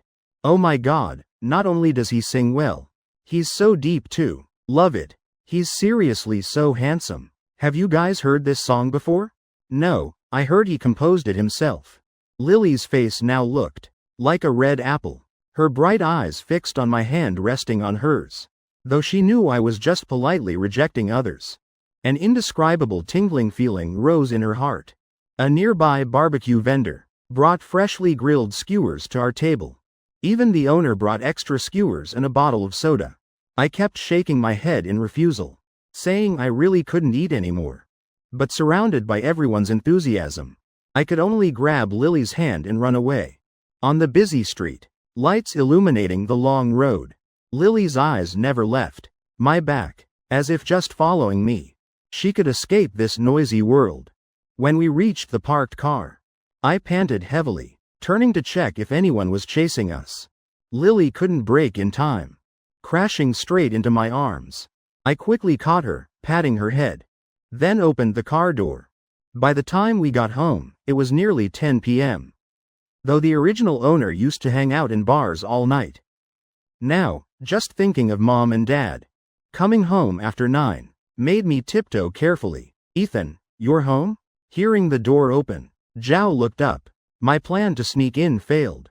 I shrank my neck, just like a child caught misbehaving, walking slowly into the living room. Dad, Mom, you're still awake? I greeted them. Dad. Lily gently tugged my sleeve, speaking softly. Zhao saw Lily's demeanor, frowning. Never see you studying. Just playing around outside all day. Like a wild duck, coming home without even a greeting. No manners at all. Then she turned to look at me, speaking gently. Ethan, are you tired from playing outside today? Mom had Aunt Wong warm you some milk. Drinking it will help you sleep tonight. David looked up at me. Ethan, Victor Wong told me about what happened at Riverside Mall today. Riverside Mall is open to everyone. Absolutely cannot tolerate employees discriminating against customers. You handled this very well. You're truly my son. He removed the Patek Philippe watch from his wrist, holding it before me. Last time you said you liked this watch, right? Seeing you've grown up, I'm giving it to you. Zhao nodded repeatedly, then looked at Lily with disgust. Look at your brother. Even when playing outside, he remembers to help manage family business. And you? Besides eating and playing, you know nothing. I accepted the watch, putting it on, waving my hand before them. Dad, Mom, does it suit me? I told you. It looks better on me than Dad. Zhao nodded enthusiastically, laughing while scolding David. Right. I told you long ago to give this to Ethan. Why keep it like a treasure? After putting on the watch, I guiltily took Lily's hand. She'd lowered her head. All day's joy now vanished. Go shower first. Remember to sleep early tonight. Tomorrow I'll take you to school. If I'm not up in the morning, just wake me up. Hearing I'd take her to school, Lily excitedly nodded, a radiant smile blooming. After going to her room, I showered off the barbecue smell, then returned to the living room. Ethan, why aren't you asleep yet? Zhao asked, puzzled. I went out today and learned some massage techniques from a traditional medicine doctor. Recently I was in a coma for days. Mom took such good care of me. Dad's been busy with work too. So I want to give you both a massage to relax, I said, glancing down at the Patek Philippe on my wrist. Though I didn't know the watch's price, I recognized it was very expensive. In the original story, David and Zhao always favored the original owner. Even when Carter Corporation went bankrupt, they still worried about the original owner's future. I was different. I couldn't thoughtlessly enjoy their love while treating them coldly, at least while Mom and Dad were here. I wanted to fulfill the role of a son. Do what a son should do. Zhao and David exchanged surprised glances, carefully asking, You didn't cause some trouble, did you? I shook my head repeatedly. Speaking seriously, I swear to heaven, I didn't cause any trouble. Both sighed in relief. Must be something going on. Just too embarrassed to say it. But no matter what, they were still my parents, always on my side. Fine, massage Mom first, Zhao said, I had mom lie face down on the bed, sitting beside her, then began massaging. After finishing, Zhao's face was flushed, her whole body soft, lying limp on the sofa. She exhaled in satisfaction. Ethan's technique is truly amazing. More comfortable than any massage place I've been. David glanced at me. Seeing I remained silent, he guessed I'd caused major trouble, that even he'd need to intervene to resolve. He lay down on the sofa, his face looking heavy, but the more I massaged, the more his expression relaxed, even making soft groaning sounds. Dad, your shoulders are so stiff. Work must be really exhausting lately. I asked. David sighed. Work is what I'm used to. Just tell me, what do you need Dad to help with? If you don't say clearly, my heart keeps worrying. I shook my head. Honestly, there's nothing. It's just, I feel having Dad as head of the house is really wonderful. My Ethan's finally grown up. David sniffled, his eyes moist, emotion welling up. I sighed softly. Too bad Grandpa's gone. Dad doesn't have a father anymore. So Dad wouldn't understand how I feel. In this world, only Dad is the best. Without Dad, I'm like a weed. If Grandpa in heaven saw Dad being so understanding, he'd definitely be very happy. David said emotionally. Hearing me say this, he also began remembering his late father. I nodded. So Dad could once again feel a father-son relationship, understand my feelings. I specially found Dad an adoptive father. Ow, ow, ow, Mom. Why didn't you stop Dad? I cried out miserably, clutching my shoulder. Right when I said I wanted to find Dad an adoptive father, David immediately grabbed my leg, holding tight. Impossible to escape. I suddenly remembered when the original owner caused trouble before. David did exactly the same thing, grabbing the original owner's leg with one hand. Even when hitting, he never struck hard. Afterwards, he always helped the original owner resolve all troubles smoothly. Who told you to be so mischievous? Even daring to find your dad a father? Zhao chimed in. I shook my head, speaking seriously. This adoptive father I carefully selected. Dad will definitely like him. Plus he can help our corporation reach new heights. Peeved. I only have one father. How could I adopt someone else as a father? David shouted from outside the door. I already told you, don't regret it. Wait till Dad meets him. We'll see if Dad doesn't like him. I shouted back. Think your son has no spine? How could Dad hastily find someone else as father? Call him right now, David declared. When the time comes, don't beg Dad to speak for you. I snorted back. David muttered a few words, then angrily returned to the bedroom. Though this time, I didn't cause any trouble for the family. Bringing home a father was truly outrageous. Zhao seemed interested instead. She lightly patted my bottom. Ethan, what does your adoptive father do? I gently pushed Mom's shoulder, smiling. Mom, you should go to bed too. In 3 days when he's discharged, I'll bring him home to visit. If I tell you now, it won't be interesting anymore. Zhao nodded. When the time comes, you better behave. If he's nobody special, I won't be able to stop your dad. I waved dismissively, seeing Mom to the door. Good night. Just as I lay down, a knock sounded at my door. I sat up surprised, opening it. Lily, wearing pink bunny pajamas, stood shyly at the door, her face flushed, suddenly hugging me. Brother, thank you and good night. Then she ran straight back to her room. I scratched my head, unable to stop my smile. This kid's really adorable. Can't understand what the original owner was thinking, treating his sister so coldly. Lying on the large soft bed, I took out my phone, editing the evening's video slightly, then posted it to my social media account. After that, I hugged my pillow and slept. I had no idea. That night on social media, my singing video went viral. Everyone offered generous rewards, just to find the complete recording. Oh my god, what song is this? Sounds so good. Too bad it's just this short clip. Does anyone have the full version? I remember a girl recorded the whole song. The whole internet's looking for her. Officer, I left something there. Could you help me check the security footage? Right after the video was posted, my account followers jumped to 500,000. Is this the video recorded by that little sister? This boyfriend's perspective is too extreme. Little brother is so handsome. Surprisingly, he was wearing a mask. Oh my god, this song is so addictive. My ears are about to get pregnant, sir. Sir, could you walk with me on Riverside streets just once?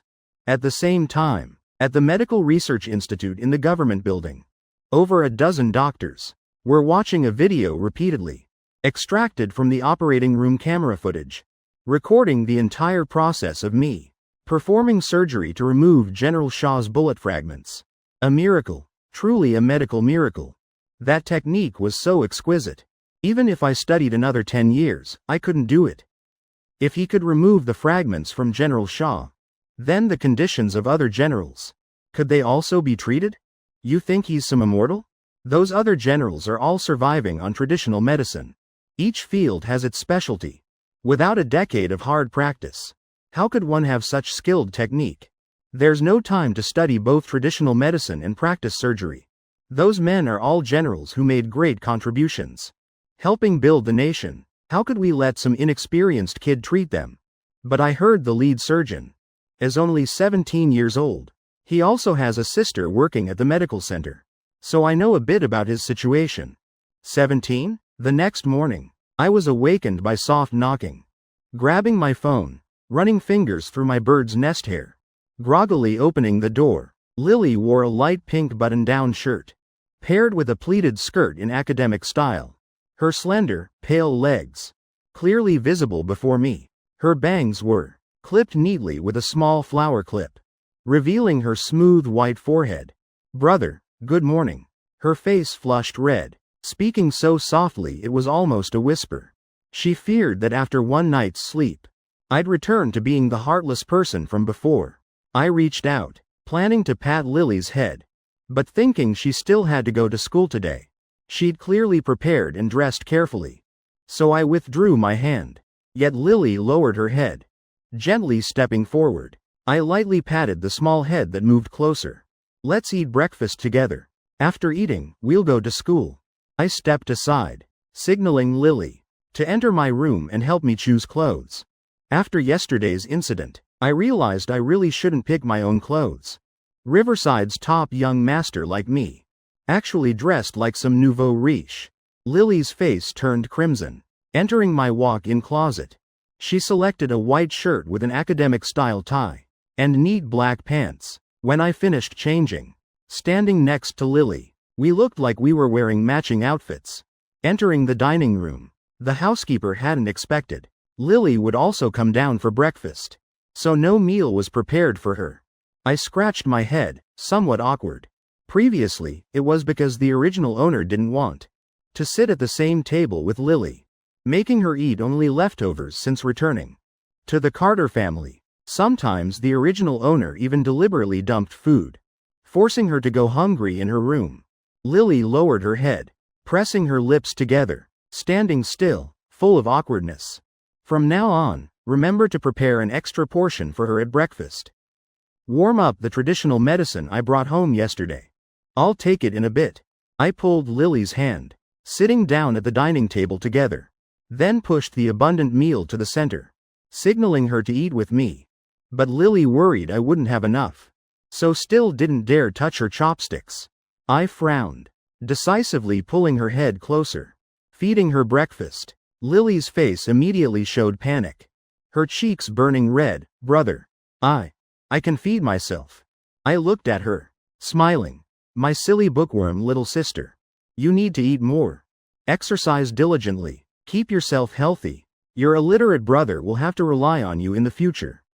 After breakfast, I drove the brand new Ferrari, taking Lily to school. Yesterday I'd only focused on buying her clothes. Now I noticed the backpack she carried had small holes in both bottom corners. Lily awkwardly hid the backpack behind her, sitting straight in the passenger seat, drinking the traditional medicine. Though I'd added plenty of cane sugar and honey, the medicine still tasted somewhat bitter and strange. When we stopped at a red light, I pulled out several lychees from my pocket, placing them in her hands. Knowing the medicine's bitter, I brought these. I smiled, looking at the lychees in her hand. Lily bit her lip lightly. Is this what being cared for feels like?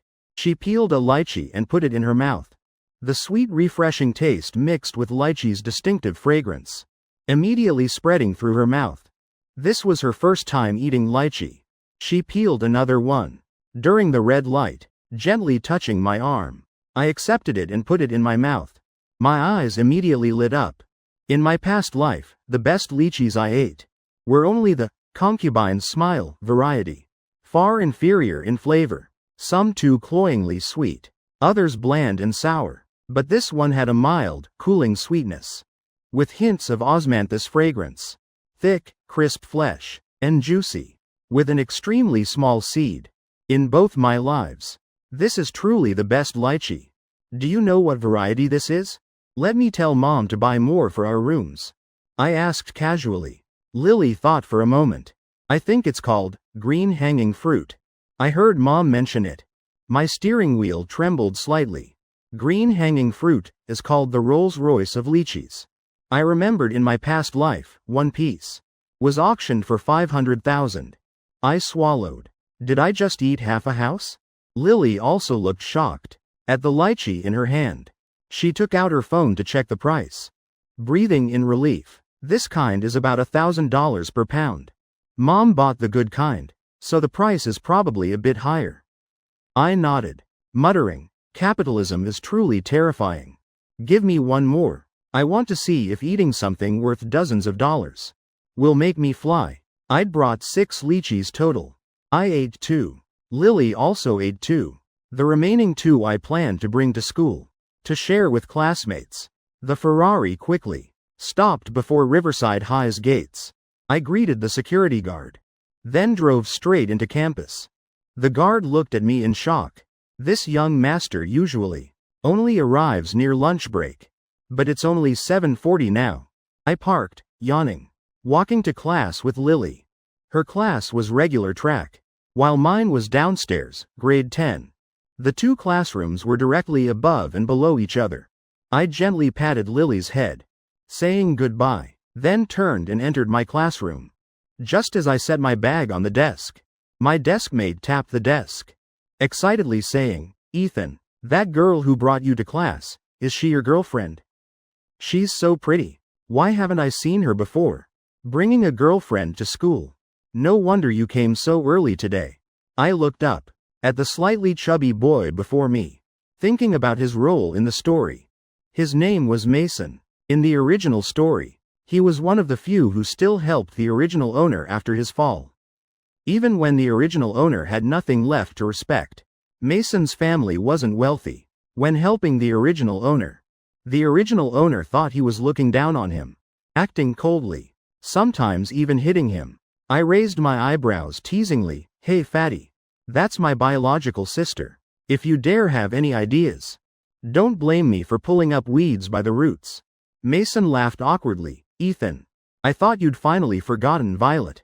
Hearing the name Violet, I immediately remembered. The original owner came to school every day, just to see her once. When too lazy to get up in the morning, he'd give Mason money to bring breakfast for Violet. In the original story, she always looked down on the uneducated original owner. Whenever the original owner wanted to give gifts, he'd have to beg and flatter for ages before she'd accept. Outright rejection would be fine. But she always gave the original owner a bit of hope, encouraging him not to give up.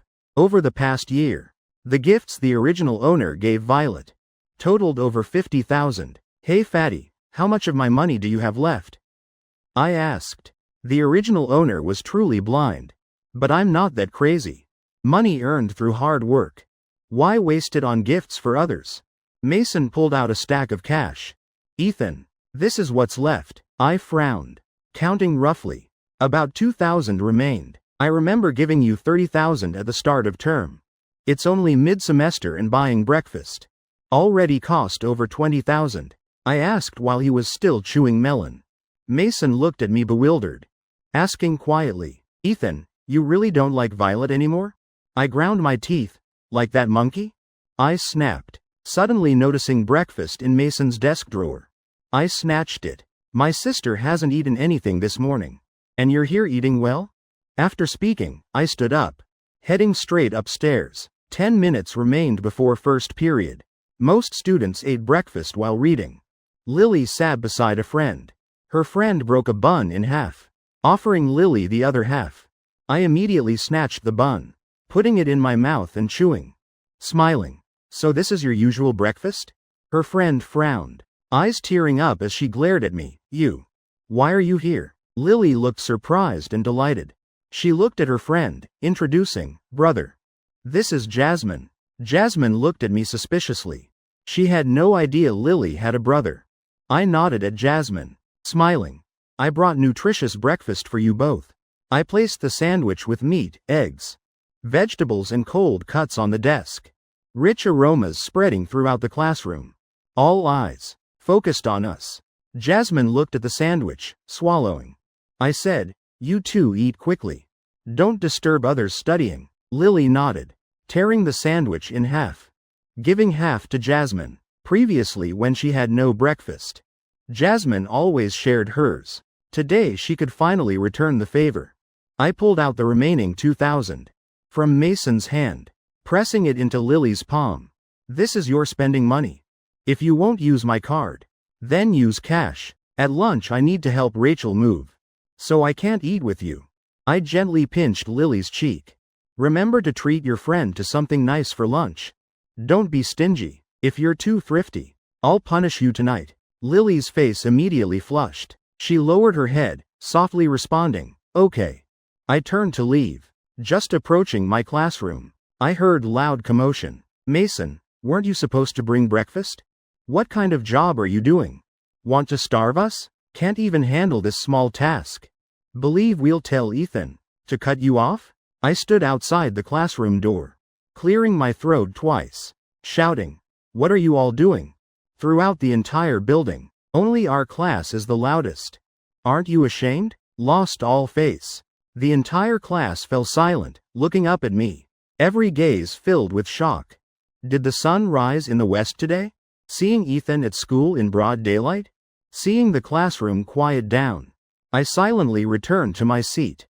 Got up too early this morning. I yawned again. Everyone in class finally understood, nodding in realization. So Ethan came to school to catch up on sleep. That's why he won't let anyone be noisy. Hey Ethan, are you going to handle this or not? The job you gave Mason was to bring us breakfast every day. But this morning he didn't bring any.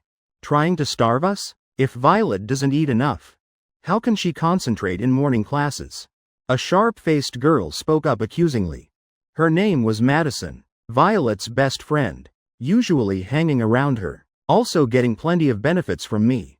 I glanced at Mason, ordering, 5 minutes left. Go out and buy breakfast. Remember to buy from the rice ball shop outside school. 2 full portions. Mason glanced at me, sighing softly, then stood up to leave. I placed my hand on his shoulder, stopping him. Looking at Madison mockingly, I remember. I only told him to buy for Violet. You have the nerve to freeload? If you can't afford to eat, kneel down and kowtow twice. Maybe I'll pity you and give you a bite. My words shut her up completely. Madison's face immediately turned red. She retorted, Violet watches her figure, so she eats very little. I'm just worried about wasting food, so I help her finish the rest. I suddenly understood. So you're the type who lives on others' leftovers. I slammed the desk, jumping up. Is Mason my brother? Who do you think you are? Who gave you permission to bark like that? You really think I, Ethan Carter, am a pushover? After my outburst, Madison's face turned beet red. Her eyes filled with resentment, grinding her teeth threateningly. Ethan, then don't expect me to pass messages to Violet anymore. I laughed scornfully. If it were the original owner, he might care. But I just want to take back everything that belongs to me. After all, that's 50,000. Based on my past life salary, working 10 years might not save that much. At this moment, Violet, who'd been silent, frowned, saying unhappily, Ethan, Madison is my best friend. If you treat my friend like this, how can I trust you'll treat me well? I think we should cut off contact. I'm really disappointed. I thought you were a good person. Maybe after graduation we could get to know each other better. I looked Violet up and down. Fair skin.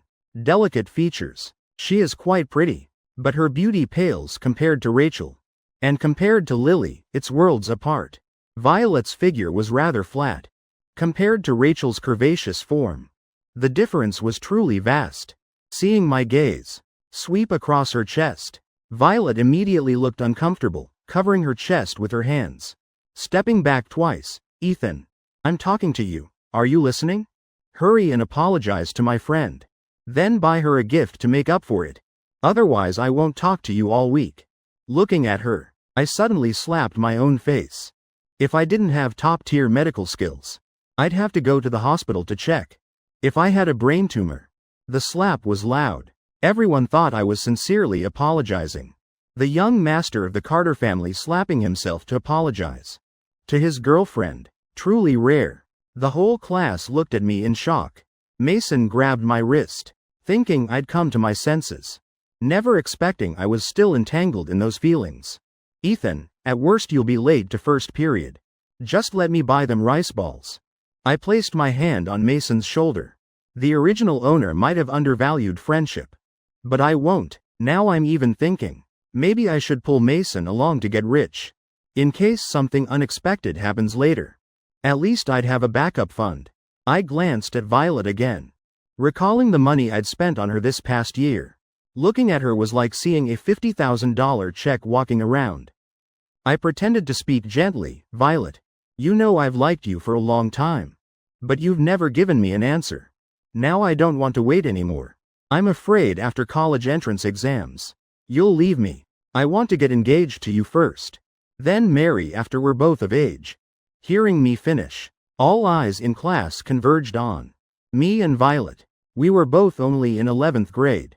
Yet already discussing marriage. Violet's face flushed. She sighed softly, speaking helplessly. Ethan, though we're not far apart in age, I've always seen you as just a brother. At our age, the most important thing is to study hard. Keep striving forward every day. How could we date so young? You've really disappointed me. I nearly went insane, kicking the desk hard, shouting, Violet, what do you mean? At the start of this term, I gave Mason $30,000. It's been just over a month, and now only $2,000 remains. Over the past year, I've spent $50,000 on you. Bought you so many clothes and bags. But now you say you only see me as a brother? I was so angry. I kicked another corner of the desk. Aren't you just the type who uses people? Always keeping that hot and cold attitude, just to extract money from me. Violet's eyes reddened, sniffling, saying tearfully, I study so hard. So I bought a new laptop. And a tablet. I'm not like the wealthy Carters. I just want to work hard. To give myself a better future. How is that wrong? As for the other things you mentioned, I clearly said I didn't need them. You insisted on giving them. That's right, Ethan. We're all classmates. Why be so harsh? Obviously you forced those gifts on her. Everyone in class knows. Now you're bringing it up again? Violet just wants to study hard. Your Carter family doesn't lack money. Look how stingy you're being. So you spent money to marry her? Her accepting your money doesn't mean she accepted dating you. Classmates hearing this, all spoke up defending Violet. Ethan, can't you see how upset she is? I heard Peach just released a new phone. Buy one for me and Violet each. Maybe I'll say something nice about you. Madison chimed in. My mouth twitched. Even now, she's still thinking about extracting benefits. Ridiculous. But thinking of the $50,000 spent on Violet. I gritted my teeth, pretending to be sulking, saying, I've bought you so many bags and clothes. Those were gifts I gave to my girlfriend. Now you don't want to be my girlfriend. Then return everything. Violet had always been watching my every move. Seeing I remained calm and composed, she sneered inwardly, then immediately pretended to look pained. If you don't want to be my brother anymore, then the gifts I've received over this past year, I'll return them all. Hearing her say this, I felt like celebrating inside. Doesn't that mean I'm about to get my money back?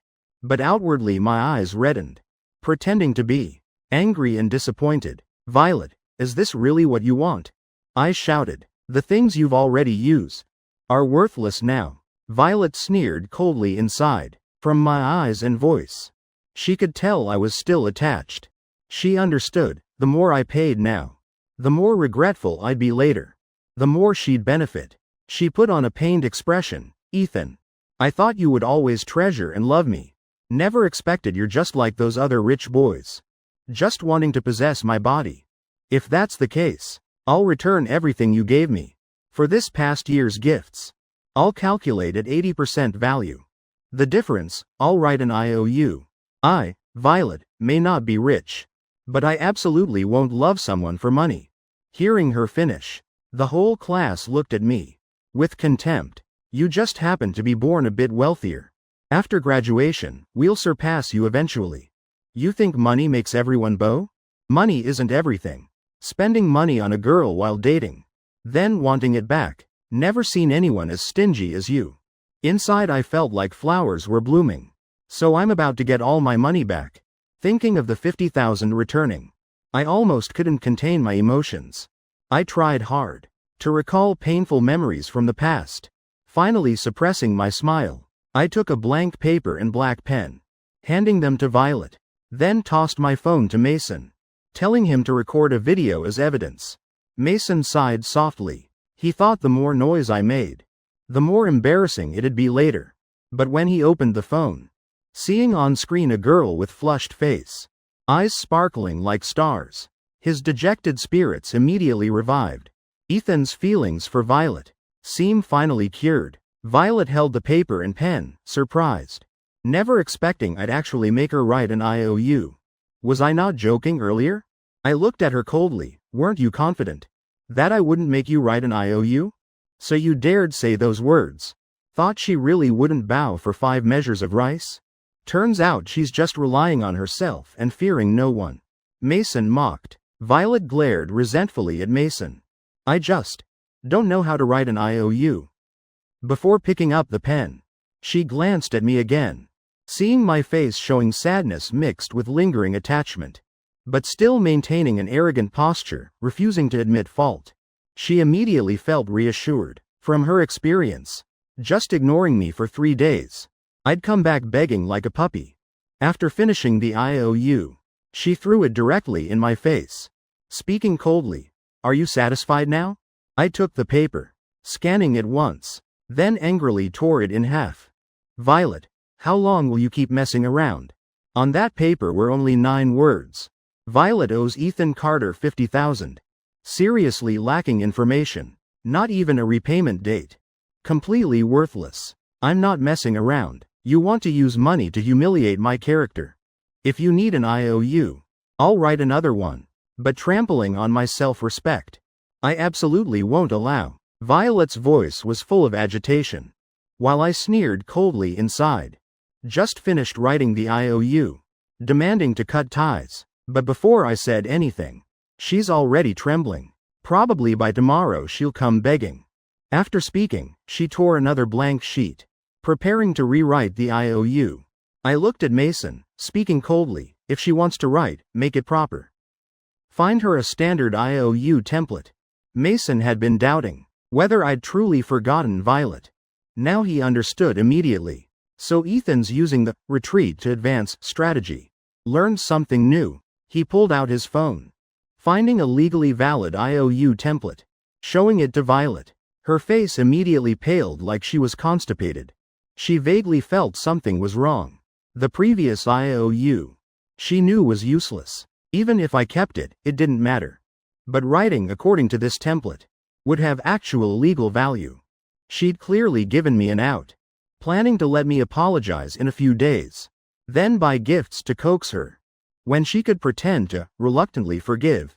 But the current situation wasn't as she calculated. Mason picked up the IOU I'd torn earlier, smiling coldly. Violet, at least you should write IOU on it. No, knowledge is one thing, but you should have some common sense. I think you're just relying on Ethan's past feelings, so you dare act so brazenly. Seeing Violet still refusing to write, I pretended to speak gently. Violet, I know, you can't bear to leave me. You also know, I never liked studying. Only came to school because of you. Madison chimed in, whispering advice, Violet. It's just writing an IOU.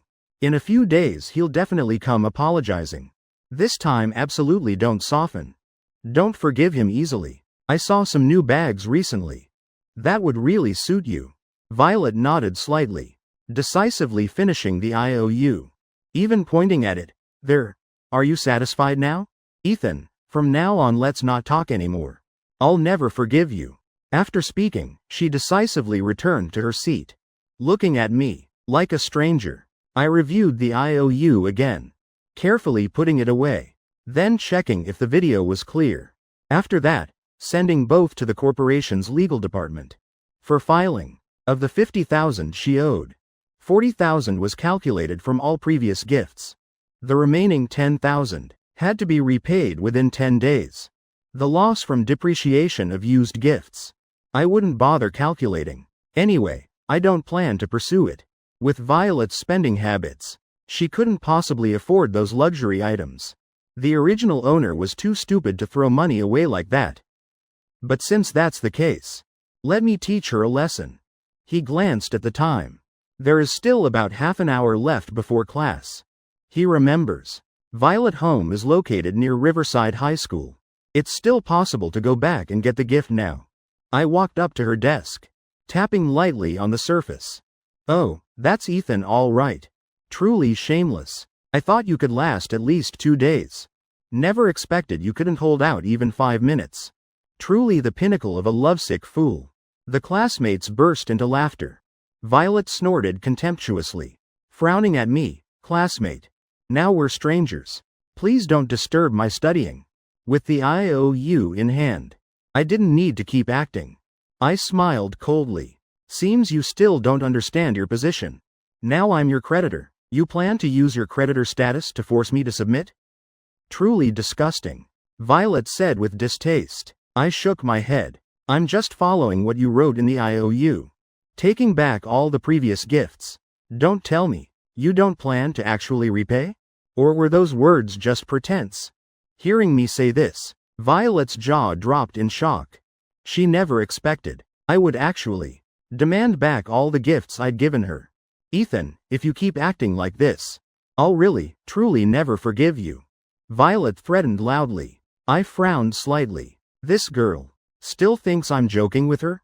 I thought for a moment, pretending to look panicked, but immediately ground my teeth, speaking firmly. You wrote in the IOU that you'd return all the gifts I gave. If not, then take back the IOU. My threatening tone was weak and powerless.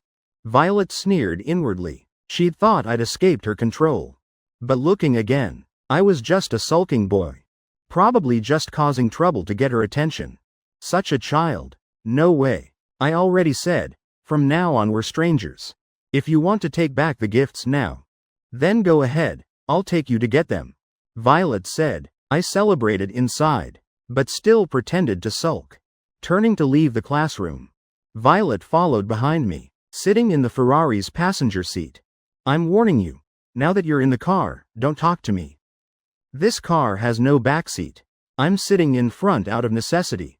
Don't get any ideas, she said coldly. I continued acting love-struck, my voice softening. Violet, how long will you keep making a scene? Hearing my voice drop emotionally, Violet grew even colder. You think having money means trampling on my self-respect? Ethan, spiritually, we're equals. The entire drive was eerily silent. I knew she'd made up her mind, and had no mood to continue this romantic charade with her. Violet's home was near Riverside High, in a newly built apartment complex. The surrounding environment was beautiful. Facilities complete, close to a key school. Housing prices around $30,000 to $40,000 per square meter. The apartment I arranged for Rachel was also in this complex. Wait downstairs. I'll bring the stuff down, Violet said. Half an hour later, she came down carrying 5 shopping bags, throwing them directly at my feet. Take all your stuff and disappear. I looked at the bags. These were all the cheapest gifts I'd ever given her, totaling less than $200,000. I frowned slightly, smiling coldly. Violet, I know you still have feelings for me. How about this? Apologize to me and Mason. Maybe I'll let you off today. Hearing me say this, Violet snorted contemptuously. Inside, she thought, so Ethan's already wanting to make up. He just still has some pride left. Not willing to apologize first. Wait a few more days. He'll definitely come.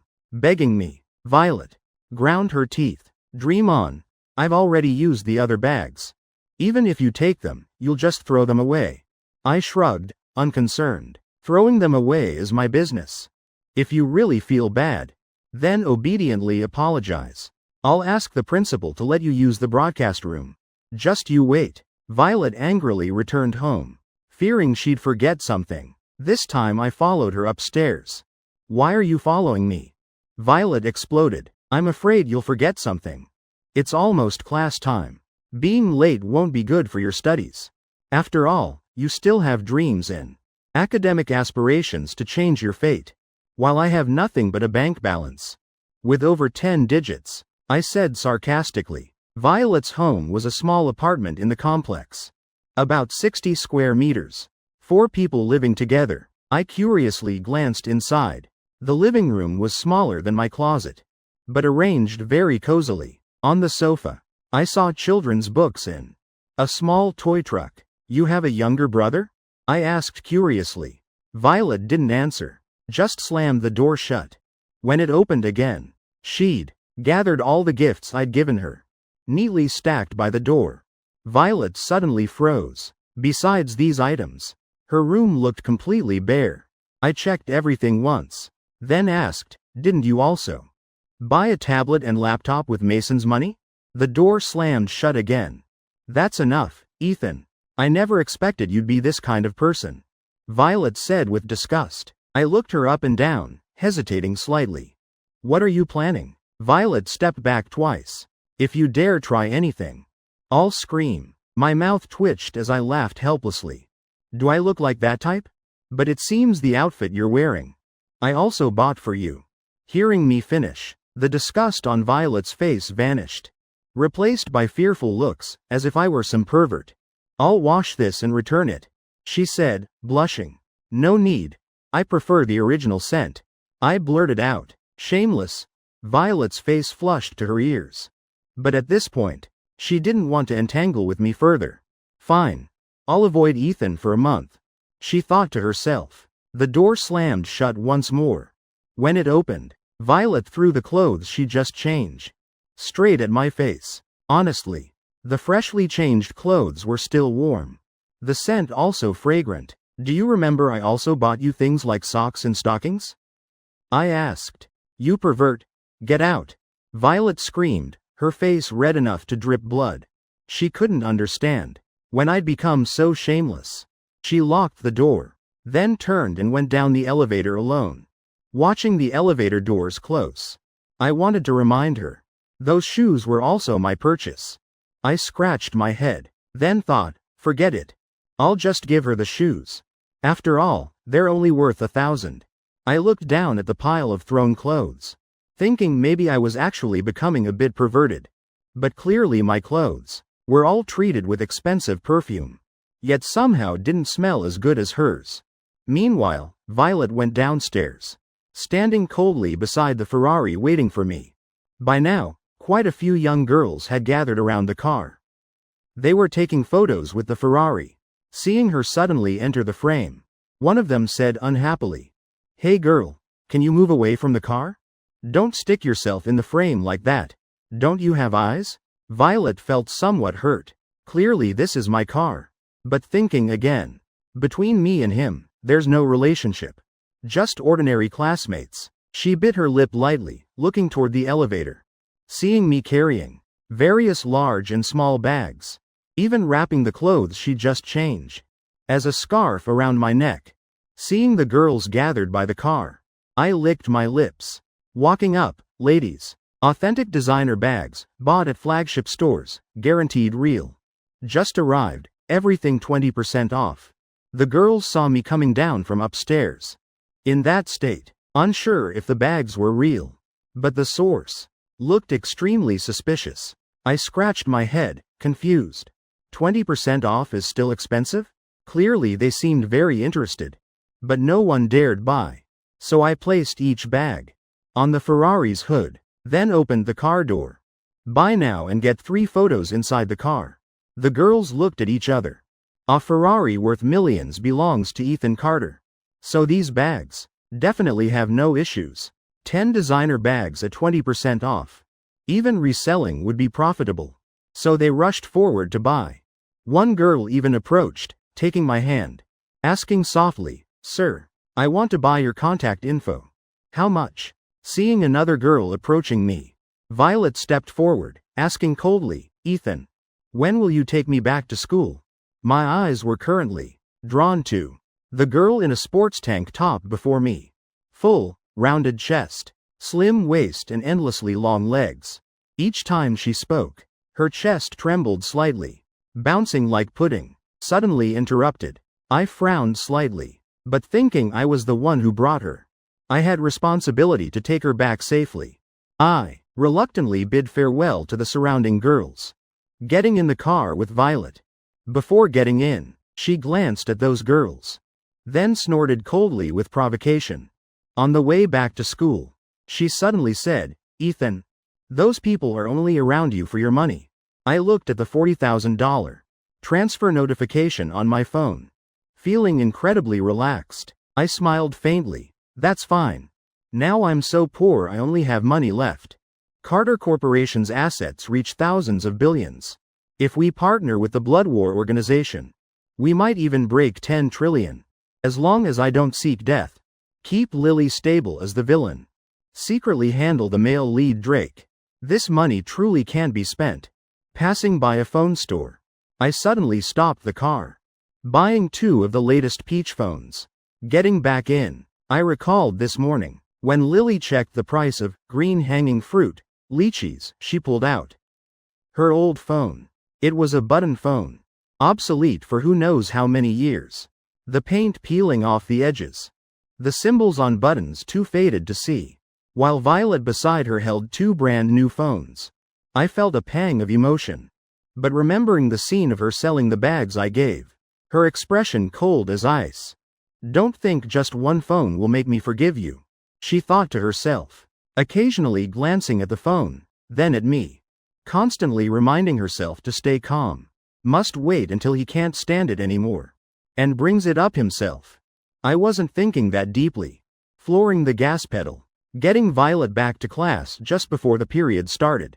Her head was spinning. Previously I always drove very slowly. But today was like street racing. The entire drive back, I didn't say a single word to her. She glared at me angrily. Then huffily plopped into her seat. First period in the morning was math. I listened for 2 minutes. Then collapsed on my desk, sleeping immediately. Not knowing how long I'd slept. Mason tapped my shoulder, calling softly, "Ethan, Ethan. I think someone's looking for you." I rubbed my eyes, yawning, smiling. "Don't tell me the news of my fight with Miss Violet. Already spread? So fast that other girls are already confessing?" I looked toward the classroom door. Seeing a petite girl, tears filling her eyes, standing at the door looking inside. I recognized her as Jasmine, who'd shared half a bun with Lily this morning. I jumped from my seat, running quickly to her. "What's wrong? What happened?" Suddenly I heard upstairs the loud sound of desks and chairs crashing. Lily's class was directly above. "Fatty, come with me," I shouted at Mason, then rushed upstairs. At that moment, Lily was surrounded by 5 girls. Her desk kicked to one side. She lowered her head, both hands gripping her skirt in panic. The lead girl looked at Lily, sneering. "No wonder you have money for new clothes today. Turns out you're selling yourself. Even got posted online. You've embarrassed the entire school." She pulled out a stack of cash from her bag, throwing it directly in Lily's face. "This should be enough for one more time. Take off your clothes. Let the whole class broaden their horizons. Already done something this shameful. What's there to fear?" Lily kept shaking her head, sobbing. "No, I didn't sell myself. These clothes were bought by my brother." The lead girl snorted. "Still playing pitiful? What brother, what sister? If you won't take them off yourself, we'll help." All 5 rushed forward, pulling Lily's hair, grabbing her arms, tearing at her clothes. Nearby male students cheered. What are you girls doing? 5 of you can't strip one girl? Isn't lifting a skirt easier? The 5 girls seemed to wake up, simultaneously grabbing her skirt. Boom! A loud crash. I kicked the classroom door off its hinges, charging in with murderous intent. Seeing my eyes full of killing rage, the entire class fell silent, everyone frozen. Lily looked at me like an angel descending. All the grievances pent up inside her burst forth. She broke free from those people, hurriedly covering her chest, burrowing into my arms. I gently patted her back, trying to suppress my rising anger, asking softly, "Are you hurt anywhere?" Lily hiccuped, tears streaming down, saying through sobs, "Brother, I really didn't sell these clothes. Everything was bought by you. Can you explain to them?" I looked at Mason, who just arrived. Speaking coldly, "Fatty, lock the back door." I gently stroked Lily's hair, comforting her. "Don't worry, I'll explain for you. So this is the man who paid you yesterday? Never expected he's a student at the same school. 2 people stuck together like that. Still pretending to be siblings? A prostitute trying to act noble. Truly shameless." She mocked, "Hey, brother. How much for one night? Is the merchandise still fresh? Did she service you well last night?" Another male student joined in teasing. I held Lily tightly, walking up to the platform, then kicked the podium away. Crash! A loud bang. The entire class immediately fell silent. I glanced at everyone in the class. Speaking ice cold, "I'm Ethan Carter. Anyone who dares touch what's mine. Now I'll explain to you all." Everyone kneeled down and listened carefully. Hearing me finish, the whole class burst into contemptuous laughter. "Isn't Ethan the one who chased Violet for a whole year? Heard he spent tons of money but couldn't even hold her hand. Now he's dumped her and turned to licking Lily? Must say, Lily with makeup is actually much prettier than Violet." My mouth twitched. Never expected the original owner's reputation was this notorious. I scanned the classroom, smiling coldly. "I told you all to kneel and listen. Didn't you hear? A bunch who watch porn while bullying classmates. Did all your textbooks get eaten by dogs? What else is there to explain? Her prostitution video's already online. She dared to do it. So why can't we talk about it? If you're so great, don't do that dirty work." The lead girl mocked me. "This girl's name is Courtney, who used to mock and bully Lily. And that boy is Ryan, Courtney's boyfriend. Today, seeing Lily dressed nicely, Ryan kept following and teasing her. Courtney got angry and bullied her again." Jasmine ran to my side, whispering the entire story from start to finish. I nodded, looking at my little sister trembling like a small rabbit. Waves of pain washed over me. Lily was bullied by the original owner at home. At school, oppressed by classmates. Her previous life was truly too dark. No wonder. Even knowing the male lead only lusted after her body, she still saw him as her life's only light. Thinking this, I tightened my arms around Lily, holding her even closer. Inside I just wanted to rush forward and beat those bastards to a pulp. But I couldn't let her go right now. She was still trembling in panic. I looked at Jasmine, saying, "Call your homeroom teacher. Let's see how this gets resolved." Jasmine hesitated, looking at me. "Really? Call that teacher?" I nodded. Without the teacher's indulgence, how could they dare be so brazen? "Today, I'll make everyone who bullied Lily pay the price." Jasmine glanced at me again. In her impression, students can't oppose teachers. But seeing my cold eyes, she still hurried out of the classroom. I pulled up a chair, sitting down in the middle of class. Lily remained nestled against my chest. Half my shirt was soaked with her tears. I took out my phone to find the principal's number. The principal of Riverside High was Howard. He was the one who arranged for the original owner to study here. The phone connected. His fawning voice rang out. "Young Master Carter came to school today?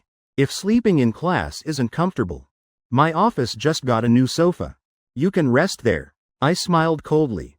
"I'm giving you 10 minutes. Get to grade 11, class 2 inches. What kind of principal are you?" without waiting for his response. I hung up. Hearing this, the whole class was shocked.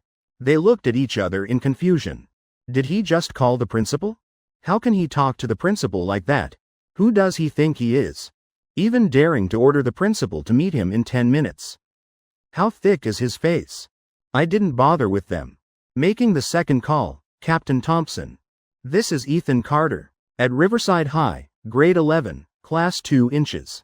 There's a serious school bullying incident. Send a team to handle it. The students now looked at me like watching a circus act. Who's he calling now? Captain Thompson? Even daring to say, send a team. Does he think the police are his family? I bet he's not even really calling. Probably just pretending. Otherwise, why would someone answer immediately? And listen to his tone. Ordering around a principal, a police captain. Like he's their superior. Truly deep acting. Maybe his head has problems. I smiled coldly, glancing once at the students here. I asked evenly, you still won't kneel and listen to me? Ryan scoffed, as if you're worthy. Just know how to bluff. Didn't you say the principal would arrive in 10 minutes? Lock the door. Keep him in class for 10 minutes. If the principal doesn't come, show him what it means to provoke our class. I maintained my icy expression. Making the final call, Blade. Call 30 brothers to Riverside High, grade 11, class 2 inches. The other end answered immediately, yes, boss, we'll be there in 20 minutes. The name Blade is actually Lou, a somewhat famous street figure in the area. Blade, and then Cannon too. Who else is he planning to call? Even saying 30 brothers. Planning to have them carry him out? The students burst into laughter. Didn't you say 10 minutes? It's already been 7. If the principal doesn't come, we'll really take action. Ryan grinned menacingly, his eyes sliding toward Lily. Seeing her nestled in my arms, trembling weakly, he licked his lips, smirking, brother, you'll be fine, right? Lily's eyes were red, speaking softly, if something really happens, then you just run first. She bit her lip. I sensed her body trembling bit by bit. I gently wiped away her tears, comforting her, as long as I'm here, I won't let anyone bully you again. Hearing this, Lily's nose tingled. Smiling softly, I believe you. I gently pinched her nose. Smiling. Remember these faces well. In a moment, don't soften toward them. Seeing my gentle movements, Lily blushed slightly, whispering, I'll listen to everything you say. The rapid clicking of high heels echoed from the hallway. A middle-aged woman with high cheekbones entered the classroom. What are you all doing? In this entire school, only our class is the noisiest. The woman's name was Ms. Wu, the homeroom teacher of this class. Seeing the chaotic scene in the classroom, she shouted, Who caused this? Are you all mute? Suddenly she spotted me, and Lily nestled in my arms. She snapped, Lily, how is it you again? Dressed like a fox today. Who are you trying to seduce? Look at yourself. How old are you? Crawling into a man's arms in public. Truly despicable, even daring to bring your boyfriend to class to cause trouble. A student like you should have been expelled long ago.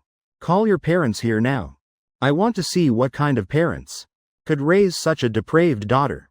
Hearing Ms. Wu's barrage of scolding, I immediately understood why the students in this class dared to so brazenly bully Lily like this. Clearly she hadn't said a word. Her clothes were even torn, looking completely like a victim. Yet Ms. Wu didn't bother investigating, immediately concluding it was Lily's fault. She shrank back in fear, pressing closer against my chest. I rolled my eyes, retracting my fierce expression from before. Acting aggrieved, Ms. Wu, I'm her brother. If you want to call parents, just call me. Look at how my sister's clothes are torn. She's also suffered serious psychological trauma. Clearly my sister is the victim. Ms. Wu looked at me contemptuously, laughing coldly. It takes two to tango. If your sister wasn't loose, who'd bother tearing her clothes? Why didn't they tear mine? So young but can't behave properly. Dressed like a fox. Look at you two wrapped around each other. Neither of you amounts to anything. The surrounding students burst into mocking laughter. Ethan, we preferred your arrogant attitude from before. Why after seeing the teacher? Did you shrink like a mouse seeing a cat? Didn't you just call the principal and Captain Thompson? Call them over. I gently pinched Lily's cheek, then leaned close to her ear, whispering, I'm going to take action in a moment. Just sit here quietly. After speaking, I switched to a meek, submissive expression, slowly standing up. As I stood, Lily instinctively covered her chest, her other hand gripping my sleeve. Seeing me turn to look, she said pitifully, I'm scared. I scratched the back of my neck, frustrated inside, walking up to Ms. Wu, smiling foolishly. You said it takes two to tango? Before finishing my sentence, I swung my hand, slapping her directly. Smack. A crisp sound echoed through the classroom. Indeed, practice is the best teacher. I smirked. Does that make a sound? Ms. Wu clutched her cheek, staring at me in shock, never expecting to be hit by a student. She lunged forward to attack. I delivered another slap. I'm asking, does one hand actually make a sound? Ms. Wu ground her teeth furiously, wanting to charge at me. I spoke coldly. If it weren't for looking at your rotten old body, just seeing it makes me want to gouge my eyes out. I'd have stripped you naked and thrown you in the yard. After all, by your logic, if I tore your clothes, it's because you were being loose. A teacher daring to harass students. You're truly shameless beyond words. My eyes flashed with cold light. Ms. Wu was too afraid to take another step. She turned toward the students in class, shouting, Are you all cowards? I've taught you for so long. And now you just watch. An outsider hit me? He's definitely a street thug. Who snuck in to steal? Hurry up and catch him for me. Ryan had been waiting for this chance. Hearing the order, he lunged toward Lily. I grabbed him by the collar, swinging my leg, kicking hard into his chest. Boom. A loud crash. Ryan flew backward, slamming into the podium, then rolling to the ground. The tragic scene left the entire class stunned. Ms. Wu screamed, What are you all standing there for? This thug kidnapped a hostage and injured a student. Hurry up and catch him together. Mason saw I was in danger, charging in like a tank from the back door, standing beside me protectively. Boss, if there's a real fight, you take your sister and go first, Mason said. I glanced at my watch, shaking my head. No need. If Howard doesn't arrive in 10 more seconds, he won't need to show his face in Riverside again.